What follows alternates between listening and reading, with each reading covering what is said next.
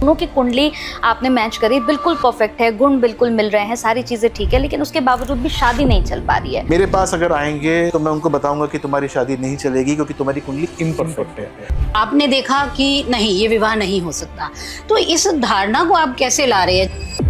अगर भगवान की ही बात कर ली जाए तो राम जी के विवाह के लिए आप क्या कहेंगे? भगवान राम का उद्देश्य इस धरा पे आने का था क्या? तो ये नहीं सर, ये गलत है। बिल्कुल, इन्होंने एस्ट्रोलॉजी में बिलीव ही नहीं किया and she is running very beautifully. अब यहाँ पे D1 D9 क्या करेगा? देखिए, ये कोई बहुत बड़ी गणित नहीं है। D9 चार्ट होता है, वो आत्मा होती है। प्रेजेंट मोमेंट की बात करें तो शादियां बहुत ज्यादा नहीं टिक रही है। पहले शादी नहीं टूटती थी, अब टूटती है। पहले तोड़ने का अधिकार नहीं था। लड़का और लड़की कुंडली लेकर आते हैं तो वो लड़की पूछती है इसके कोई और संबंध तो नहीं होंगे? आपको लगता है कि क्या शनि का ही प्रभाव होगा? के लिए शायद मुझे लगता है कि हमें डॉक्टर विनय बजरंगी के पास आना चाहिए। कैसे आप सभी, बहुत बहुत स्वागत है आप सभी का इस खास एक्सक्लूसिव शो में। मैं आप सभी के साथ हूं कंचन। आज का ये प्रोग्राम बहुत ही ज्यादा खास होने वाला है, बहुत ही ज्यादा डिफरेंट। आपने ऐसा प्रोग्राम देखा नहीं होगा। आज के प्रोग्राम में मैं आपको गेस्ट से भी मिलवाऊंगी और गेस्ट के साथ साथ यहाँ पर हम ऐसे सवाल करेंगे, ऐसे सवाल जो आपने कभी सुने भी नहीं होंगे। बहुत सारे एस्ट्रोलॉजर से आप मिले होंगे, लेकिन आज मेरे साथ जो गेस्ट है ना, वो अपने आप में बहुत बड़ा नाम है, गूगल पर सबसे ज्यादा सर्च किए जाने वाला नाम। आज मेरे साथ डॉक्टर विनय बजरंगी हैं। विनय बजरंगी का नाम आप सबने सुना होगा, लेकिन क्या आप जानते हैं कि वो क्यों फेमस हैं? भाई, वो शादी भी करवा देते हैं और सिर्फ 4 से 5 गुण अगर आपके मिले हो ना, तो भी वो कह देते हैं कि भाई आप शादी कर लो। यहाँ तलाक की अगर बात करूं तो आपने तलाक बड़े बड़े होते हुए देखे होंगे, लेकिन बड़े बड़े तलाकों को रुकवाया है उन्होंने। न सिर्फ शादी करवाई, बल्कि कई लोगों की किस्मत का फैसला उन्होंने कर दिया है। फ्यूचर क्या होगा, कैसा होगा, आप अपने फ्यूचर में क्या कर सकते हैं, आपके लिए क्या सही है, क्या गलत है, ये सब कुछ वो आपको सिर्फ आपकी कुंडली देखकर बता देते हैं। तो चलिए उनका वेलकम करते हैं। बहुत सारे सवाल होंगे और उन सवालों का जवाब आज उन्हें देना ही पड़ेगा। तो चलिए शुरू करते हैं। मेरे साथ बहुत सारे मेहमान हैं, सभी से आपको मिलवाती हूँ। सबसे पहले मिलवाती हूँ डॉक्टर विनय बजरंगी जी से। बहुत बहुत स्वागत है सर आपका। मेरे साथ यहाँ पर राज रानी जी भी हैं, बहुत बहुत स्वागत है मैम आपका। सपना मैम, आपका भी बहुत बहुत स्वागत है। तो मेरे साथ 3 एस्ट्रोलॉजर्स बैठे हुए हैं, लेकिन एक और खास मेहमान, मैं कहूंगी कि मैं और वो आज बैठकर बहुत सारे सवाल करने वाले हैं। सिमरन मेरे साथ हैं। वेलकम सिमरन, आपका भी बहुत बहुत स्वागत है। Thank you so much Kanchan, it's a pleasure. बिल्कुल। तो सबसे पहले हम इस प्रोग्राम को शुरू कर रहे हैं और विनय सर, मैं आप ही से शुरुआत करूंगी, उसके बाद हमारे सभी गेस्ट से आज बहुत सारे सवाल होने वाले हैं। सबसे पहले आप मुझे बताइए कि जैसे हम बात करते हैं शादी की, मतलब जब भी आज के समय में शादी का नाम आता है तो लोग ना इस शादी को बड़ा कॉम्प्लेक्स बना देते हैं, मतलब बड़ा इसे लेकर कई सवाल होते हैं, इतना ज्यादा क्रिटिकल कर दिए चीजों को। क्या वास्तव में ग्रहों का प्रभाव पहले से ज्यादा दिखाई देने लगा है? नहीं, ग्रहों का प्रभाव तो जैसे पहले था वैसे अब है, लेकिन इंटरप्रिटेशन जो है वो बिल्कुल चेंज हो चुकी है। क्योंकि आज जो ग्रह हैं वो ज़्यादा इंडिपेंडेंटली काम करते हैं। आपस का सपोर्ट मैकेनिज्म ग्रहों का थोड़ा सा हल्का पड़ा हुआ है, इसलिए उनका प्रभाव थोड़ा सा ज़्यादा तीखा हो सकता है, तीक्ष्ण हो सकता है। इसको मैं धीरे धीरे एक्सप्लेन कर दूंगा आपको कि ग्रहों का प्रभाव जैसे पहले था वैसे अब है, लेकिन इंडिपेंडेंट प्रभाव को ज़्यादा है। डॉक्टर साहब, मेरा पहला प्रश्न, जैसे उन्होंने शुरुआत ही की कि आप 4 मिलान में भी विवाह करवा देते हैं और 32 के 32 भी नहीं मना कर देंगे, तो मैं ये पूछना चाहती हूँ कि क्या आप अष्टकूट को मानते हैं या नहीं? नहीं, मैं पूरा अष्टकूट को मानता हूँ। अष्टकूट जो है वो बेसिस होता है किसी भी हॉरोस्कोप मिलान का। लेकिन ध्यान देने की बात यह है कि जैसे मान लीजिए आप किसी शोरूम में जाते हैं या वहाँ से बाहर से निकलते हैं और आपको कोई अच्छा सूट लगता है, तो आप उसको देखकर एकदम आकर्षित हो जाते हैं और उस शोरूम में घुस जाते हैं। लेकिन आप वो सूट खरीदते नहीं हैं क्योंकि आपको लगता है कि उससे और अच्छे पड़े हुए हैं। तो अष्टकूट मिलान भी एक प्रारंभिक जांच के साथ ही होता है। वो कम है या ज़्यादा है, इससे कुछ प्रभाव पड़ता है, लेकिन पूरा प्रभाव नहीं पड़ता है। तो यदि आपके अच्छे गुण मिलते हैं, मान लीजिए 18 से ऊपर मिलते हैं 36 में से, तो अच्छी बात है। लेकिन अगर कम भी मिल रहे हैं तो भी कोई ज़्यादा चिंतित होने की आवश्यकता नहीं है। लेकिन अगर देखा जाए तो आप ये कह रहे हैं कि आप 4 में भी कहेंगे कि विवाह कर लिया जाए, ठीक है, और अगर 18 से ज़्यादा मिल रहे हैं लेकिन आपने देखा कि नहीं ये विवाह नहीं हो सकता, तो इस धारणा को आप कैसे ला रहे हैं जब आप खुद ही कह रहे हैं कि अष्टकूट को तो मैं मान रहा हूँ लेकिन आप उन्हें फिर भी कम कर रहे हैं? ये मतलब आम व्यक्ति कैसे समझेगा? बहुत अच्छा प्रश्न है आपका राजरानी जी। यहाँ पर मैं आपको एक्सप्लेन करना चाहूँगा कि जो मैंने बताया कि ये प्रारंभिक मिलान होता है, इसके बाद के मिलान तो उसके बाद किए जाते हैं। और जो मेरी थियोलॉजी है, या मैं क्या कहूँ कि जैसे चली आ रही है, जो अष्टकूट मिलान होता है वो 100 में से सिर्फ 25% होता है। 75% मिलान कुछ और होता है। वो क्या होता है? मंगल मिलान, यानी कि मंगल की कंपैटिबिलिटी हॉरोस्कोप के अंदर है कि नहीं, और मंगल किसी और ग्रह के साथ तो नहीं जुड़ा हुआ है, यानी कि उसका बल कुछ ज्यादा नहीं हो गया है, ये देखा जाता है। और फिर उसके बाद सबसे इंपॉर्टेंट मिलान, यदि आपका अष्टकूट मिल गया या नहीं मिला, मंगल मिल गया या नहीं मिला, ये 40% ऑफ द हॉरोस्कोप हुआ। 60% मिलान जो होता है वो कारक होते हैं, यानी कि doers of marriage, significators of marriage. वो कौन से होते हैं? वो गुरु होता है, शुक्र होता है, और सप्तम भाव का अधिपति होता है, यानी कि लॉर्ड होता है। यदि ये मिल जाते हैं और ये नवांश के अंदर यानी कि D9 चार्ट के अंदर भी मिल जाते हैं, तो हम कहते हैं कि हॉरोस्कोप मिल गया, शादी कर लीजिए। अब इसमें ध्यान देने की बात यह है कि अष्टकूट मान लीजिए नहीं मिला, 4.5 गुण ही मिलते हैं, तो वहां पर हम उस 20% को जीरो कर सकते हैं। लेकिन यदि कारक मिल गए, 60% हो गया, मंगल मिलान हो गया, तो हॉरोस्कोप 80% मिल गया। तो इसलिए अष्टकूट से फर्क पड़ता है, लेकिन वो 20% का फर्क पड़ता है। तो डॉक्टर साहब, आप ये कहना चाहते हैं कि अगर कारक मिल जाएं तो वो अष्टकूट मिलान से भी बेटर माना गया, लेकिन कई ऐसी कुंडलियां होती हैं जिसमें कारक बहुत अच्छी स्थिति में होता है फिर भी उनकी शादी नहीं चलती, तो ऐसी स्थिति में आप क्या कहेंगे? देखिए, कारक यदि बहुत अच्छी स्थिति के अंदर है, तो वो कौन सी स्थिति की बात कर रहे हैं आप? D1 चार्ट की बात कर रहे हैं कि आप D9 चार्ट की बात कर रहे हैं? अगर हम लग्न कुंडली की ही बात करें तो अगर जुपिटर बहुत अच्छा बैठा हुआ है, शुक्र ग्रह बहुत अच्छा बैठा हुआ है, इन्हीं दोनों को ही कारक माना गया है, लेकिन फिर भी वह व्यक्ति वैवाहिक सुख पाने में असमर्थ रहता है, तो यह कैसे? अब जब आपने जुपिटर को अच्छा बताया, तो वो अच्छा कैसे है? क्या उच्च का है? तो आप गुरु को कैसा अच्छा मान रही हो? क्या वो उच्च का है? देखिए डॉक्टर साहब, जो एस्ट्रोलॉजिकल टेक्स्ट हैं उनके हिसाब से एक ग्रह अपनी उत्तम स्थिति में तभी होता है जब वह एग्जॉल्टेड हो, यानी उच्च का हो। अगर ठीक है। ग्रह उच्च का बैठे, जुपिटर जैसा ग्रह उच्च का बैठे और शुक्र जैसा ग्रह अपनी राशि में बैठे, तो क्या आप इसको अच्छा नहीं मानेंगे? बहुत अच्छी बात है, आपका बहुत अच्छा प्रश्न है और मैं इसका उत्तर देता हूं कि गुरु एक अच्छा ग्रह है, नैसर्गिक शुभ ग्रह होता है। लेकिन ध्यान देने की बात क्या है कि गुरु सिर्फ एक ही बात में खराब होता है, जब वो उच्च का होता है और वो विवाह के लिए अच्छा नहीं माना जाता। जितने भी संत, जितने भी साधु बन जाते हैं, उनकी कुंडली के अंदर उच्च का गुरु ही पाया जाता है, उनका वैवाहिक जीवन होता ही नहीं है। तो यदि किसी की कुंडली के अंदर गुरु जो है वो उच्च अवस्था का है, तो ज़्यादा हर्ष की बात नहीं है विवाह के मामले में, और बाकी चीज़ों के अंदर अच्छा हो सकता है, लेकिन विवाह के लिए वो खराब है। और यदि आप एस्ट्रोलॉजी को थोड़ी बारीकी से पढ़ने की कोशिश करें, तो उच्च का ग्रह अपनी मूल त्रिकोण राशि को ध्वस्त कर देता है, खराब कर देता है। अगर गुरु उच्च का है तो उसकी मूल त्रिकोण राशि क्या हुई? उसकी धनु राशि हुई। तो धनु राशि जहां आ रही होगी कुंडली के अंदर, जिस भाव में आ रही होगी, वो भाव स्वतः ही खराब हो जाएगा। दूसरी बात यह है कि अगर लगन कुंडली के अंदर ये ग्रह अच्छे भी बैठे हुए हैं, मान लीजिए कि गुरु उच्च का नहीं है, लेकिन नवांश के अंदर वो खराब है या अच्छे नहीं है, तो फिर भी किया कराया खराब हो सकता है।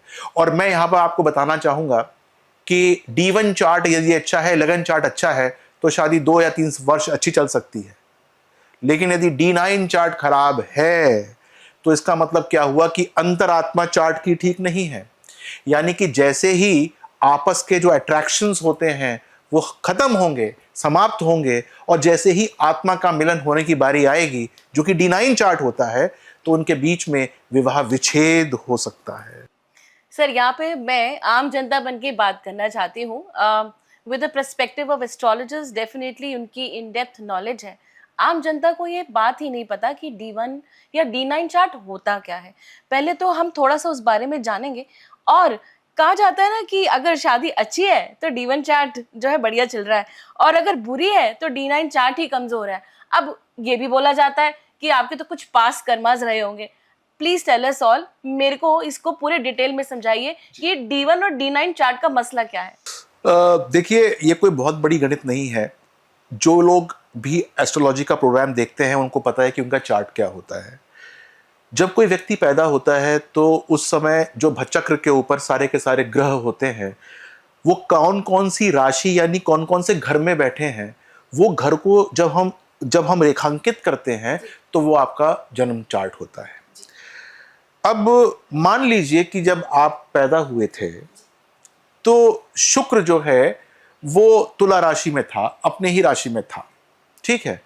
तो जब हम चार्ट बनाएंगे तो जहां पर तुला राशि होती होगी वहां पर हम शुक्र डाल देंगे। लेकिन हमको ये देखना अनिवार्य होता है कि शुक्र तुला राशि में कहां बैठा है। यानी कि आप इस कमरे में हैं, मान लीजिए इस कमरे में, या आप अपने घर में हैं, इसको ऐसे आप परसीव करने की कोशिश कीजिए कि आप अपने घर में सबसे कंफर्टेबल कहाँ होते हैं, जहाँ खाना बनाते हैं, जहाँ ड्राइंग रूम में होते हैं, या जब बेडरूम में होते हैं, या फिर किसी और जगह पर होते हैं। वो हम D9 चार्ट से देखते हैं विवाह के मामले में। यानी कि आपके उस राशि के 9 खंड कर देते हैं और देखते हैं कि तुला राशि के अंदर वो शुक्र था वो उसके कौन से खंड के अंदर है। उस प्रकार से D9 चार्ट बनता है और वो चार्ट विवाह के लिए होता है।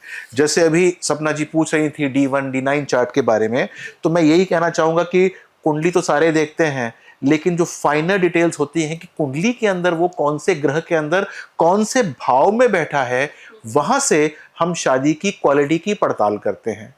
और ऐसे कहा गया है कि D9 चार्ट होता है वो आत्मा होती है, वो जो है वो जागृत, उसका जागृत होने का समय होता है।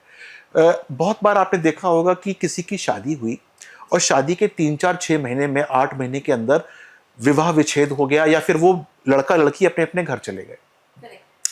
और कभी कभी क्या होता है कि जो शादी है वो चलती है 3-4 साल, उसके बाद आपस में जो है उनके मतभेद हो जाता है तो अलग हो जाते हैं। कुछ समय के बाद कुछ ऐसा होता है जहां पर शादी 12-15 साल चलती है और उसके बाद मनभेद हो जाता है। तो जिसका शादी जो है वो बहुत जल्दी टूटती है, उसका D1 दूषित होता है, उसका D1 खराब होता है, यानी कि लगन चार्ट खराब होता है। जिसका शादी 3 से 5 साल के अंदर विच्छेदन हो जाता है, उसका नवांश दूषित है विवाह के मामले में। और जिसका 12 और 15 साल के बाद होता है, उसका षष्ठ्यांश दूषित है, D60 चार्ट दूषित है। तो इसी प्रकार से हम लॉन्जिविटी ऑफ मैरिज देखते हैं, यानी कि शादी चलेगी कितनी, कि इसको प्रिकॉशन कब लेने हैं। बहुत बार क्या होता है कि हम कहते हैं कि भैया 3रे साल या 5वें साल थोड़ा सा प्रिकॉशन में रहना, या फिर 8वें 9वें साल जरा प्रिकॉशन में रहना। तो वो यही चार्ट देख के देखा जाता है कि ये चार्ट कब एक्टिवेट हो रहा है और कब ये खराब कर देगा। सर, ये जांच तो करना बहुत ही मुश्किल है। चलिए एक situation, Kanchan, if you allow me, if I ask this question. यहाँ पे सर ग्रहों की बात चल रही है, ऑफ कोर्स आपने बहुत अच्छे से एक्सप्रेस किया। मैं जानना चाहती हूँ, मेरे एक दोस्त, मेरी एक कज़न, बहुत उन्होंने उपाय करे, बड़े अच्छे से अपनी ज़िंदगी में शिव जी की भी पूजा करी, सब करी, लेकिन उनकी मैरिड लाइफ ठीक नहीं है। बहुत सारे जतन कर चुकी हैं। अब वही दूसरी दोस्त है जो बिल्कुल, उन्होंने एस्ट्रोलॉजी में बिलीव ही नहीं किया, and she is running very beautifully. 10 साल हो गए हैं और बहुत खूबसूरती से शादी चला रही हैं। अब यहाँ पे D1 D9 क्या करेगा? देखिए, आपकी बात बिल्कुल ठीक है कि यहाँ पर D1 D9 कुछ नहीं करेगा, लेकिन ध्यान देने की बात यह है कि कभी कभी आप बस पकड़ने जाइए, आपकी बस मिल जाती है, आप टाइम से जाइए फिर भी छूट जाती है। तो हम जो है वो आपके चार्ट्स को देख के आपको बस पकड़वाने की कोशिश करते हैं कि आप बस ठीक प्रकार से पकड़ लें। अगर शिव जी की पूजा कर रहे हैं, आप घर को सही संभालने की कोशिश कर रहे हैं, लेकिन फिर भी नहीं चल रहा, तो इसका मतलब आपके व्यवहार के अंदर वो अनुकूलता नहीं है जो कि आनी चाहिए। हम भगवान के पास जाते हैं और हम भगवान के सामने समर्पित हो जाते हैं, लेकिन ध्यान देने की बात यह है कि वो मूर्ति कुछ करती नहीं है जब तक अपने आप को हम उस मूर्ति के अंदर जो गुण होते हैं वो समाहित करने की चेष्टा नहीं करते हैं। अगर हम मंदिर के अंदर जाकर ये सोचें कि हमने घंटी बजा दी और ये सब काम अब वही करेंगे, तो वो काम होगा नहीं। अगर मैं सुबह सो के उठूं और अपनी बीवी को भला बुरा कहना शुरू कर दूं, दोपहर में भी कहूं, और कुछ समय के बाद वो भी मुझे रेसिप्रोकेट करना शुरू कर दे, तो फिर भगवान बेचारे क्या कर पाएंगे। मेरे को तो ये समझना चाहिए कि यदि मैं शिव भगवान की पूजा कर रहा हूँ तो उन्होंने पार्वती जी के साथ अपना जीवन कैसे यापन किया, उनके गुणों को मुझे अपने अंदर समाहित करना पड़ेगा, तभी जाकर मैं कुछ अंश वहां से लेके अपने वैवाहिक जीवन को ठीक कर सकता हूं। तो सबसे पहले जब हम कोई भी पूजा पाठ करते हैं या उपाय करते हैं, तो हमको उसका पीछे उद्देश्य का पता होना चाहिए कि उद्देश्य आखिर है क्या उसके पीछे। और यदि हमको उद्देश्य पता नहीं है तो हमको ये पता नहीं है कि हम भगवान से मांगने क्या गए हैं। जब भगवान के पास हम जाते हैं मांगने के लिए, तब हमको पता होता है कि मुझे सद्बुद्धि देना, मैं बहुत जल्दी गुस्सा आ जाती है मुझको, मैं अपनी बीवी को कुछ ऐसे शब्द बोल देता हूं जो कि मुझे बोलने नहीं चाहिए, किसी को भी मैं उसको बोल देता हूं। ये मुझे रोकने की कोशिश कीजिए। जब मैं अपने आप से ये संकल्प लेता हूं तो भगवान मेरी सहायता के लिए भी आते हैं। लेकिन मुझे अगर पता ही नहीं है कि मुझे करना क्या है, मैं सुबह शाम रोज जो है वो गाली गलौज करता रहूं, अपशब्द कहता रहूं, तो फिर शिव भगवान क्या करेंगे। मैं एक चीज और पूछना चाहूंगी सर, आपने बोला भगवान का एक खास मतलब बहुत जल्दी लोग जुड़ जाएंगे। आपने बोला कि अष्टकूट होना चाहिए या नवांश में ग्रह या उच्च के ग्रह, सब कुछ अपने अपने मायने हैं।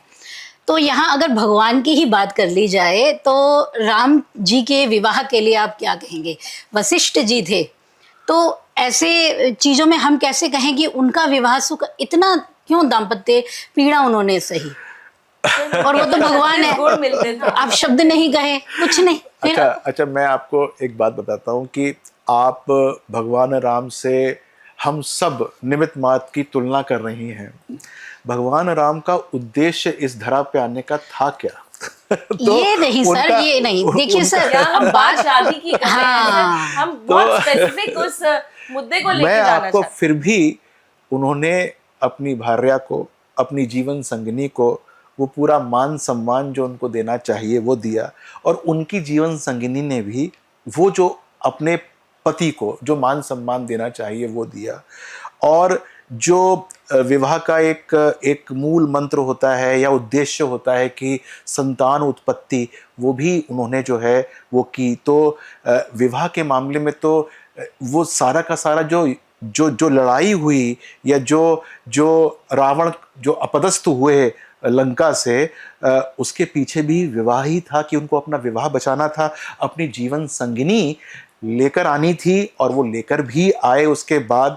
अब ये अलग बात है कि परिस्थितिवश वो उनके साथ रह पाए या नहीं रह पाए, या उनका वैवाहिक जीवन तनावग्रस्त रहा या नहीं रहा, लेकिन उन्होंने अपना जीवन एक पत्नी व्रत रखते हुए उसका उन्होंने जो है निर्वाह किया।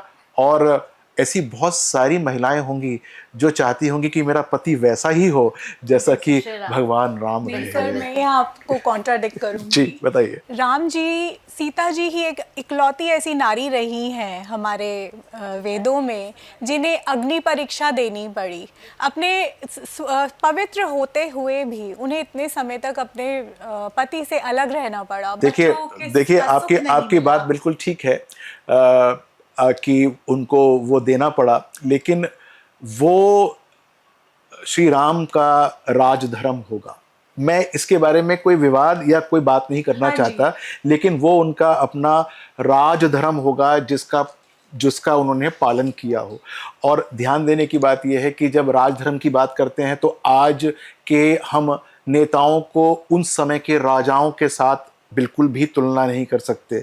जब वो अपनी छवि के कारण ही जीते थे, अपनी छवि के कारण ही वो मृत्यु को प्राप्त होते थे, अपने शीश को कटाकर वो जगदम्बा माँ को भेंट भी करते थे। वो उस समय का राजधर्म था। तो काल, देश और पात्र, इसके अंदर हमको पता होना चाहिए। हो सकता है संभवतः, अब मैं ये एक विवाद की बात हो जाएगी कि आज के डेट में यदि सेम बात होती तो मेरे ख्याल से देश और पात्र के हिसाब से जो उसका जो निर्णय था वो कुछ और होता, या उन्होंने किसी और तरीके से अपना जीवन जिया होता। बिल्कुल। अच्छा सर, अब मेरा एक सवाल है आपसे, जैसे दो लोगों की कुंडली अगर बहुत ही परफेक्ट है, मतलब आपके पास भी कभी ऐसा कोई केस है कि दोनों की कुंडली आपने मैच करी, बिल्कुल परफेक्ट है, गुण बिल्कुल मिल रहे हैं, सारी चीजें ठीक है, लेकिन उसके बावजूद भी शादी नहीं चल पा रही है, ऐसा क्यों होता है? देखिए, मेरे पास अगर आएंगे और उनकी शादी नहीं चल रही होगी तो मैं उनको बताऊंगा कि तुम्हारी शादी नहीं चलेगी क्योंकि तुम्हारी कुंडली इम्परफेक्ट है। और वो इम्परफेक्ट का मतलब क्या होता है कि बहुत चीज़ें देखनी बहुत ज़रूरी हैं। आपकी कुंडली परफेक्ट है आइसोलेशन के अंदर, अगर हम किसी और के साथ उसको मिलाने की कोशिश करते हैं तो क्या वो आपकी नेगेटिविटी को ये वाली कुंडली पॉजिटिव चीज़ों से काउंटर बैलेंस कर भी रही है कि नहीं कर रही है, ये देखना नितांत आवश्यक होता है। मान लीजिए कि आप जो हैं वो आपका जो लग्न है वो कुंभ का लग्न है, यानी कि शनि का कंट्रोल्ड है, और आपके हस्बैंड का या जिसके साथ आपको कुंडली मिलानी है उसका जो लग्न है वो सूर्य से कंट्रोल्ड है, सिंह लग्न है। अब आपस में उनका जो स्टाइल ऑफ मैचिंग है वो बहुत इंपॉर्टेंट है कि वो उस सूर्य को कहाँ कहाँ से बल मिल रहा है और उस शनि को उस कुंडली में कहाँ कहाँ से बल मिल रहा है। मैं ये नहीं कहना चाहता कि सूर्य और शनि की आपस में विवाह नहीं हो सकता। मैं ये कहना चाहता हूँ जब हम कुंडली को देखते हैं तो हम ये देखते हैं कि इस सूर्य को जो एक तरीके से इगोइस्टिक बल मिल रहा है उसके सपोर्टिव प्लैनेट कौन है और उसको कहाँ गुरु का सपोर्ट है, कहाँ उसमें अंदर वीनस का सपोर्ट है और कहाँ उसको बुध यानी कि जितने भी सौम्य प्लैनेट होते हैं उनका सपोर्ट है कि नहीं है। तो एक बार जब ये पता लग जाता है तो उन सब के कर्म करेक्शन सामने आ जाते हैं कि भाई अगर आपको, जैसे मेरे पास तो अधिकतर वो लोग आते हैं या तो उनका विवाह नहीं हो रहा होता या फिर वो प्रेम में होते हैं और कहते हैं कि हमको तो विवाह करना ही है और हमारे माता पिता ने मिलवाई है किसी से और वो कहते हैं कि हमारी कुंडली जो है वो मिली ही नहीं है, तो आप बताइए हम क्या करें। तो कुंडली मिलाने का मतलब यहाँ ये होता है कि आपको ये बताया जाए कि ये कुंडली आपकी इनसे मिल जाएगी, लेकिन आपको अपने अंदर ये करेक्शंस करने होंगे तब मिलेगी, और आपको व्यक्ति विशेष को ये करेक्शन करने होंगे जो कि मुश्किल काम है, आसान काम नहीं है। होता क्या है कि जब वो दंपत्ति आते हैं मेरे पास, सॉरी जब वो आते हैं, लड़का और लड़की आते हैं दंपत्ति बनने की सोच रखने के लिए आते हैं, तो उनके पास हर चीज के लिए हाँ होता है कि नहीं हम तो कर लेंगे, हम तो कर लेंगे, लेकिन क्यों, उनकी वो एक इंट्रिंसिक कैरेक्टर होता है, उसको चेंज करना बहुत मुश्किल काम होता है। तो यदि वो ये अहद करते हैं, संकल्प लेते हैं कि हाँ हम अपने आप को चेंज कर सकते हैं, तो एनी मैरिज कैन वर्क। तो डॉक्टर साहब यहाँ पर लग्न का बहुत महत्व हो गया, फिर तो एक शादी को चलाने के लिए हाँ लग्न कुछ हद तक महत्व हुआ, है। कुछ हद तक इसमें कि अगर लग्न पे शुभ ग्रहों का प्रभाव है तो उस व्यक्ति को वो समझ भी होगी, वो उस सामंजस्य के लिए या कहिए आपकी वो एडजस्टमेंट के लिए तैयार होगा। लेकिन अगर यहीं कहीं अगर उसके लग्न पे दुष्प्रभाव है ग्रहों का तो वो तो किसी हालत में एडजस्टमेंट नहीं के लिए नहीं तैयार होगा। इसके अंदर एक बात है कि अगर ऐसे बहुत सारे हॉरोस्कोप्स होते हैं जिसके लगन के ऊपर बहुत सारे दुष्प्रभाव होते हैं, लेकिन वो जरूरी नहीं है कि वो सप्तम भाव के ऊपर केंद्रित हो रहे हों या वो 7th हाउस को किसी प्रकार से नेगेटिव कर रहे हों। अगर कर भी रहे हैं तो मैं अगर गुस्सा हो रहा हूं तो मेरी उस समय जो होने वाली वाइफ है वो उसको कितनी देर तक सह सकती है, इसको दूसरी कुंडली के अंदर पड़ताल किया जाता है, एंड वाइसा वर्सा, कि जब वो थोड़ी सी एक्साइटेड, उत्तेजित या गुस्से में है तब हम कितना उसको जो है वो देखते हैं कि सेकंड कुंडली से न्यूट्रलाइज हो रहा है। तो जरूरी नहीं है कि जो लग्न है उसके ऊपर दुष्प्रभाव है तो मैरिज नहीं होगी। बात यह है कि दूसरा उसके अंदर जो काउंटर एक्ट कर रहा है वो किस प्रकार से कर रहा है, वो मैचिंग का एक मुख्य पैमाना बन जाता है। तो कंपैटिबिलिटी के लिए हम 1st और 7th हाउस की आपसी संबंध को देखेंगे। नहीं, अब मैं आपको बताता हूँ बड़ी सिंपल सी बात, और वो सिंपल सी बात ये है कि आपकी शादी ना भी हो रही हो तब भी हम आपकी कंपैटिबिलिटी आपके होने वाले हस्बैंड से देख सकते हैं। आपकी शादी को पता भी ना हो कि आपकी शादी किससे होगी। अब फॉर एग्जाम्पल, क्योंकि आप लोग एस्ट्रोलॉजर्स हैं तो मैं आपको बताता हूं, आपको ये पता ही होगा, लेकिन मैं बहुत सारी चीजें परत के पीछे होती हैं वो खुल जाती हैं। फॉर एग्जाम्पल, आपका जो लग्न है वो मेष लग्न है। अब मेष लग्न है तो आपका नेचर कैसा हुआ? उत्तेजना वाला हुआ। आप बहुत जल्दी जो है वो Excite हो एक्साइटेड जाते हो हैं, सकती हैं, passionate हैं। आप कोई भी डिसीजन इंस्टेंटेनियस ले सकती हैं। ठीक है। अब अगर आपका लगन 1 नंबर का है तो आपके होने वाले जीवन साथी का क्या नंबर हुआ? 7। 7 नंबर हुआ। बहुत बढ़िया, यानी कि तुला लगन का हुआ। तुला लगन की क्या नेगेटिविटी होती है ये बताइए? तुला लगन की क्या नेगेटिविटी होती है? जब मेष लगन उत्तेजित होता है तो तुला लगन जिद्दी हो जाता है, एक ही बात को 8 बार बोलता है। हाँ, वृषभ ठीक है ना? तो इसका मतलब क्या हुआ कि आपको अपने अंदर बिना शादी किए कर्मा करेक्शन करना है कि यदि आप तेज हो जाती हैं, उत्तेजित हो जाती हैं, तो आपको एक चीज को 8 बार रिपीट नहीं करना, आपको खत्म करना है, तभी आपका विवाह चलेगा, अन्यथा विवाह नहीं चलेगा। तो before actually meeting anyone for marriage, get yourself Karma corrected कि आप कैसे जो है बहुत सुंदर अपने बात आप को कही जो है वो पॉजिटिव कर सकते हैं। आपको पूरी तरह पूरी जिंदगी सतर्क ही जीवन जीना है, ये सही है, ये गलत है। आजकल के ज़माने में जब फीमेल्स के पास एक्स्ट्रा ऑर्डिनरी पावर्स हैं, पावर्स से मेरा मतलब लॉ की बात नहीं कर रहा हूं, जब वो फाइनेंशियली इंडिपेंडेंट हैं, जब फैमिलीज बहुत छोटी हैं, तो दोनों को बहुत सतर्क रहना चाहिए, क्योंकि किसी भी छोटी बात के ऊपर ईगो तो सब नाक पे बैठा होता है, वो कभी भी जो है विवाह समाप्त हो सकता है। तो सर अभी तो नारी बहुत सशक्त है, शुरू से ही रही है। आई थिंक ये सिस्टम ने अब समझा है कि नारी बहुत ज़्यादा एम्पावर्ड है। तो देखिए, अगर ये बात करें आज के टाइम में, अगर हम प्रेजेंट मोमेंट की बात करें, तो शादियां बहुत ज़्यादा नहीं टिक रही हैं, and it is a very disheartening thing. तो क्या ये बैकलॉग लेके आ रहे हैं हम ये कर्म है, ये आज की प्रभाव है हमारी पूरी जनरेशन पे? क्योंकि आप देखिए जेनजीज बहुत कम पेशेंस वाले हैं, वो ज़्यादा देर तक नहीं टिकते, 3 महीने नहीं निभरी, ओके बाय, तू नहीं तो तू सही, ये एटीट्यूड के साथ है। देखिए, तू नहीं तू सही तो वाली बात पे मैं नहीं जाता अभी, लेकिन मैं इतना ज़रूर जानता हूँ कि मेरे को 30 साल हो गए एस्ट्रोलॉजी करते हुए, और एक बड़ी इंपॉर्टेंट बात है कि जैसे जो मेरी दादी की उम्र की हैं, उनके पास जाकर बैठूं मैं और उनसे पूछूं, अम्मा कैसा रहा तुम्हारा वैवाहिक जीवन? 10 में से 8 कहेंगे लला बड़ी दिक्कत थी, बहुत प्रॉब्लम झेली मैंने। तुम्हारे जो दादा थे ना, वो रात को आते थे 12 बजे, तब जाकर मैं गरम गरम रोटी मुझे खिलानी पड़ती थी। यदि उस समय उनके पास वो फ्रीडम होती तो ये जेंजी क्या शादी तोड़ते हैं जो वो तोड़ के बैठ जाती।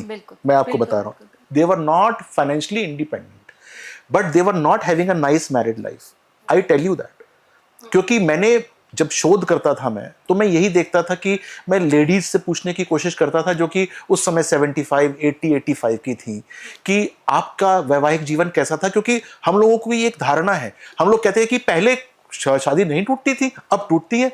पहले तोड़ने का अधिकार नहीं था, पहले तोड़ने का समाज के अंदर प्रचलन नहीं था, पहले समाज की संकीर्ण मानसिकता थी।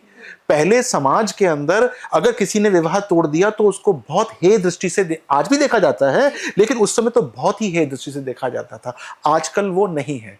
यदि यही स्वायत्ता आजकल उस समय की दादियों को, नानियों को मिली होती, तो आज से ज्यादा शादियां टूटती। तो ग्रह तो सर वही चल रहे हैं, वो तो उसी समय से ही, आज के नहीं है, वेदों से निकल के उससे भी प्राचीन काल होगा। मेरे कहने का मतलब यह है कि मैं पिछले अगर 30, 40, 50 साल के क्रॉस सेक्शन को देखूं, तो उस समय की फीमेल्स के ऊपर दबाव या उनके ऊपर जो अंकुश थे वो ज़रूरत से ज़्यादा थे। खास तौर से जब से पर्दा प्रथा चालू हुई है भारतवर्ष में, तब से, क्योंकि हम फिर फीमेल को एज ए कमोडिटी रखना शुरू कर दिया, ना कि एज ए इंडिविजुअल रखना शुरू किया हमने। तो सर आज की जनरेशन की अगर हम बात कर ही रहे हैं, तो आज की जनरेशन में तो तलाक भी बहुत ज़्यादा हम देखते हैं, जैसे हम बात कर ही रहे हैं उसकी, तलाक भी बहुत हो रहे हैं और लोगों की शादियां बहुत लेट भी हो रही हैं। तो इसके पीछे ये रीज़न है कि लोगों की उम्मीदें, एक्सपेक्टेशंस बढ़ गई हैं, या फिर कोई ग्रहों का कोई पैटर्न है इसके पीछे? यही ग्रहों का पैटर्न तो है ही है, और हिम्मत का पैटर्न भी है। बिल्कुल। और जब ग्रह तो पहले भी वही थे, आज भी वही हैं। वो उस फीमेल से पहले भी कहते थे कि तोड़ दो, आज भी कहते हैं तोड़ दो।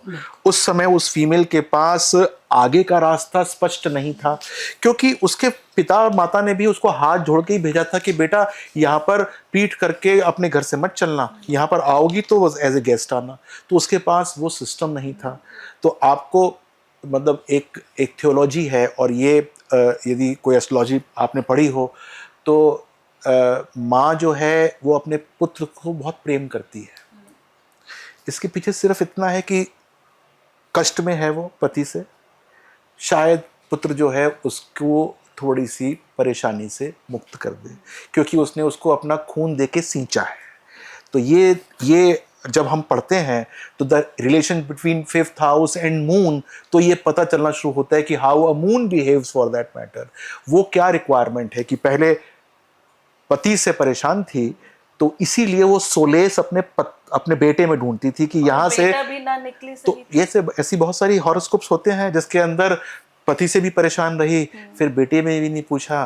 तभी तो सबसे ज्यादा परेशान माँ होती थी जब उसकी शादी होती थी कि अब ये मेरा रहा नहीं। पर सर अगर ज्योतिष की बात करें तो ये तो स्वाभाविक ही है, यानी 5th हाउस खराब है, अगर उसको प्यार नहीं मिला तो प्यार 5th हाउस पति का नहीं होता, 7th हाउस का होता है। 5th हाउस का प्यार जो होता है वो शादी से पहले का प्यार होता है या पति के अलावा वाला प्यार होता है। we also see affection from there. We see affection not from the 5th house. 5th house is, desire for some other person. He may not be the husband also. एक जैसे आपने बोला कि 5th हाउस डिज़ायर है, हर किसी की कुंडली में यह होगा। और अगर हम लव मैरिज की बात करें तो मोस्ट ऑफ बच्चे या अधिकांश, मतलब 1% ही छोड़ दिया जाए कि सभी साधु नहीं हो सकते, कोई विरला ही होते हैं, सबके मन में होता होगा कि मेरी पसंद का कोई जीवन साथी मिले। तो उसे हम एक लव मैरिज का कॉन्सेप्ट कह सकते हैं कि वो अपनी पसंद से करना चाहते हैं। तो सबकी तो हो नहीं पाती है, तो इसका क्या कारण बन सकता है कि सबके मन में है लेकिन हो नहीं रही है बहुतों की? आपकी सोल पे कंट्रोल किसका है? एक समय में आपके ऊपर आपका कंट्रोल था नहीं। माँ बाप जो है जहाँ शादी तय करते थे, बल्कि दादा दादी जहाँ पर शादी तय करते थे वहाँ शादी होती थी। माँ बाप का तो उसमें पार्ट प्ले ही नहीं होता था, तो आपके सोल का कंट्रोल नहीं था। अब आप जब वहाँ पर शादी में बंध गए तो आपका 5th हाउस अफेक्शन का नहीं बचा, आपका 5th हाउस आपके बच्चों का बचा, आपका अर्ध भाग्य बचा वो, क्योंकि वो 5th हाउस है। आपका जो है वो पूर्व जन्म और नए जन्म का जो संबंध है 5th और 6th हाउस का, वो संबंध बचता था। लेकिन आजकल 5th हाउस बहुत प्रोमिनेंट रूप से देखा जाता है, और वो तब हम देखते हैं जब लड़का और लड़की कुंडली लेकर आते हैं तो लड़का कहता है कि इसके कोई और संबंध तो नहीं होंगे, और वो लड़की पूछती है इसके कोई और संबंध तो नहीं होंगे, या हमारी शादी जो है वो संबंधों के कारण तो नहीं टूट जाएगी। तो आज हम प्रोमिनेंटली ये देखना शुरू करते हैं। डॉक्टर साहब, आप एक बहुत ही विख्यात एस्ट्रोलॉजर हैं, Thank most you. Searched. So this question comes, एक व्यक्ति, और लेट्स से एक विमेन की ही बात करते हैं, बहुत शादी से मतलब बहुत प्रॉब्लम्स आ रही हैं उनको कुछ नहीं पता कि ग्रह क्या होते हैं, D9 क्या है, राहु क्या है, केतु क्या है, बस वो अपनी शादी बचाना चाहती है। साम दान दंड भेद से वो काम करना चाहती है कि मैं इस इंसान के साथ हमेशा रहूं और खुशहाल से रहूं। अब आप उनको, since you are an astrologer, क्या आप यही बोलेंगे कि कुंडली दिखाओ, या कोई और भी समाधान होता है? देखिए, मेरा तो स्टार्टिंग कुंडली देखना है और एंड कुंडली देखना है जी। मैं तो उनसे कहूँगा कुंडली लेकर आओ और कुंडली ही देखूंगा। मैं तो डॉक्टर हूँ। नहीं, हाँ, लेकिन कुंडली के अंदर जो उनके बीच में एक फ्रिक्शन है वो नजर आता है, और वो फ्रिक्शन जो है उसको कैसे खत्म करना है ये नजर आता है। और मैं आपको यहाँ पर दावे से कह सकता हूँ कि most of the marriages can be saved. Most of the marriages can be saved. When I say most, I mean most. वो ही सिर्फ जिसके अंदर कुछ पागल ही हो गए हैं तो एक अलग बात है, या फिर एक हेट्रेट पैदा हो गई है। कभी कभी क्या होता है कि दोनों सोल्स के बीच में एक हेट्रेट हो जाती है जिसको हम अंडू नहीं कर सकते। बाकी सारी की सारी मैरिजेस, अगर आपके मन में 5% भी मन है बचाने का तो वो बच जाती है, और वो बचती है कर्मा करेक्शन के माध्यम से।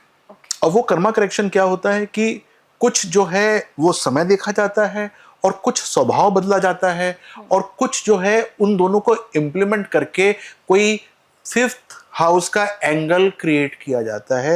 ये कोई 3rd एंगल नहीं है। 5th हाउस का मतलब जैसे ये कहेंगे कि तो इसका मतलब कोई थर्ड व्यक्ति आ गया रिश्ते के अंदर। थर्ड व्यक्ति की बात नहीं कर रहा हूँ, बच्चों का एंगल क्रिएट किया जाता है। बहुत चीज़ें बच्चों के एंगल से न्यूट्रलाइज हो जाती हैं, क्योंकि आजकल डोमिनेंस जो है वो फोर्थ हाउस की बची नहीं है। फोर्थ हाउस का मतलब होता है आपकी फैमिली, आपकी एक्सटेंडेड फैमिली, वो आजकल इतना ज़्यादा प्रभुत्व में रहती नहीं है। तो हम जो है वो फिफ्थ हाउस से उसको ठीक करने की कोशिश करते हैं।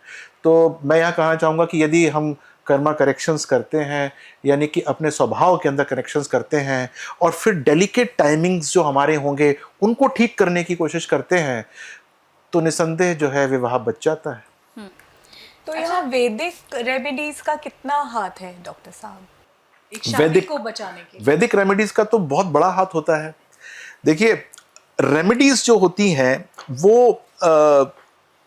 वो आपको स्ट्रेंथ देती हैं कि आपने जो संकल्प लिया है आप उसको पूरा कर पाए।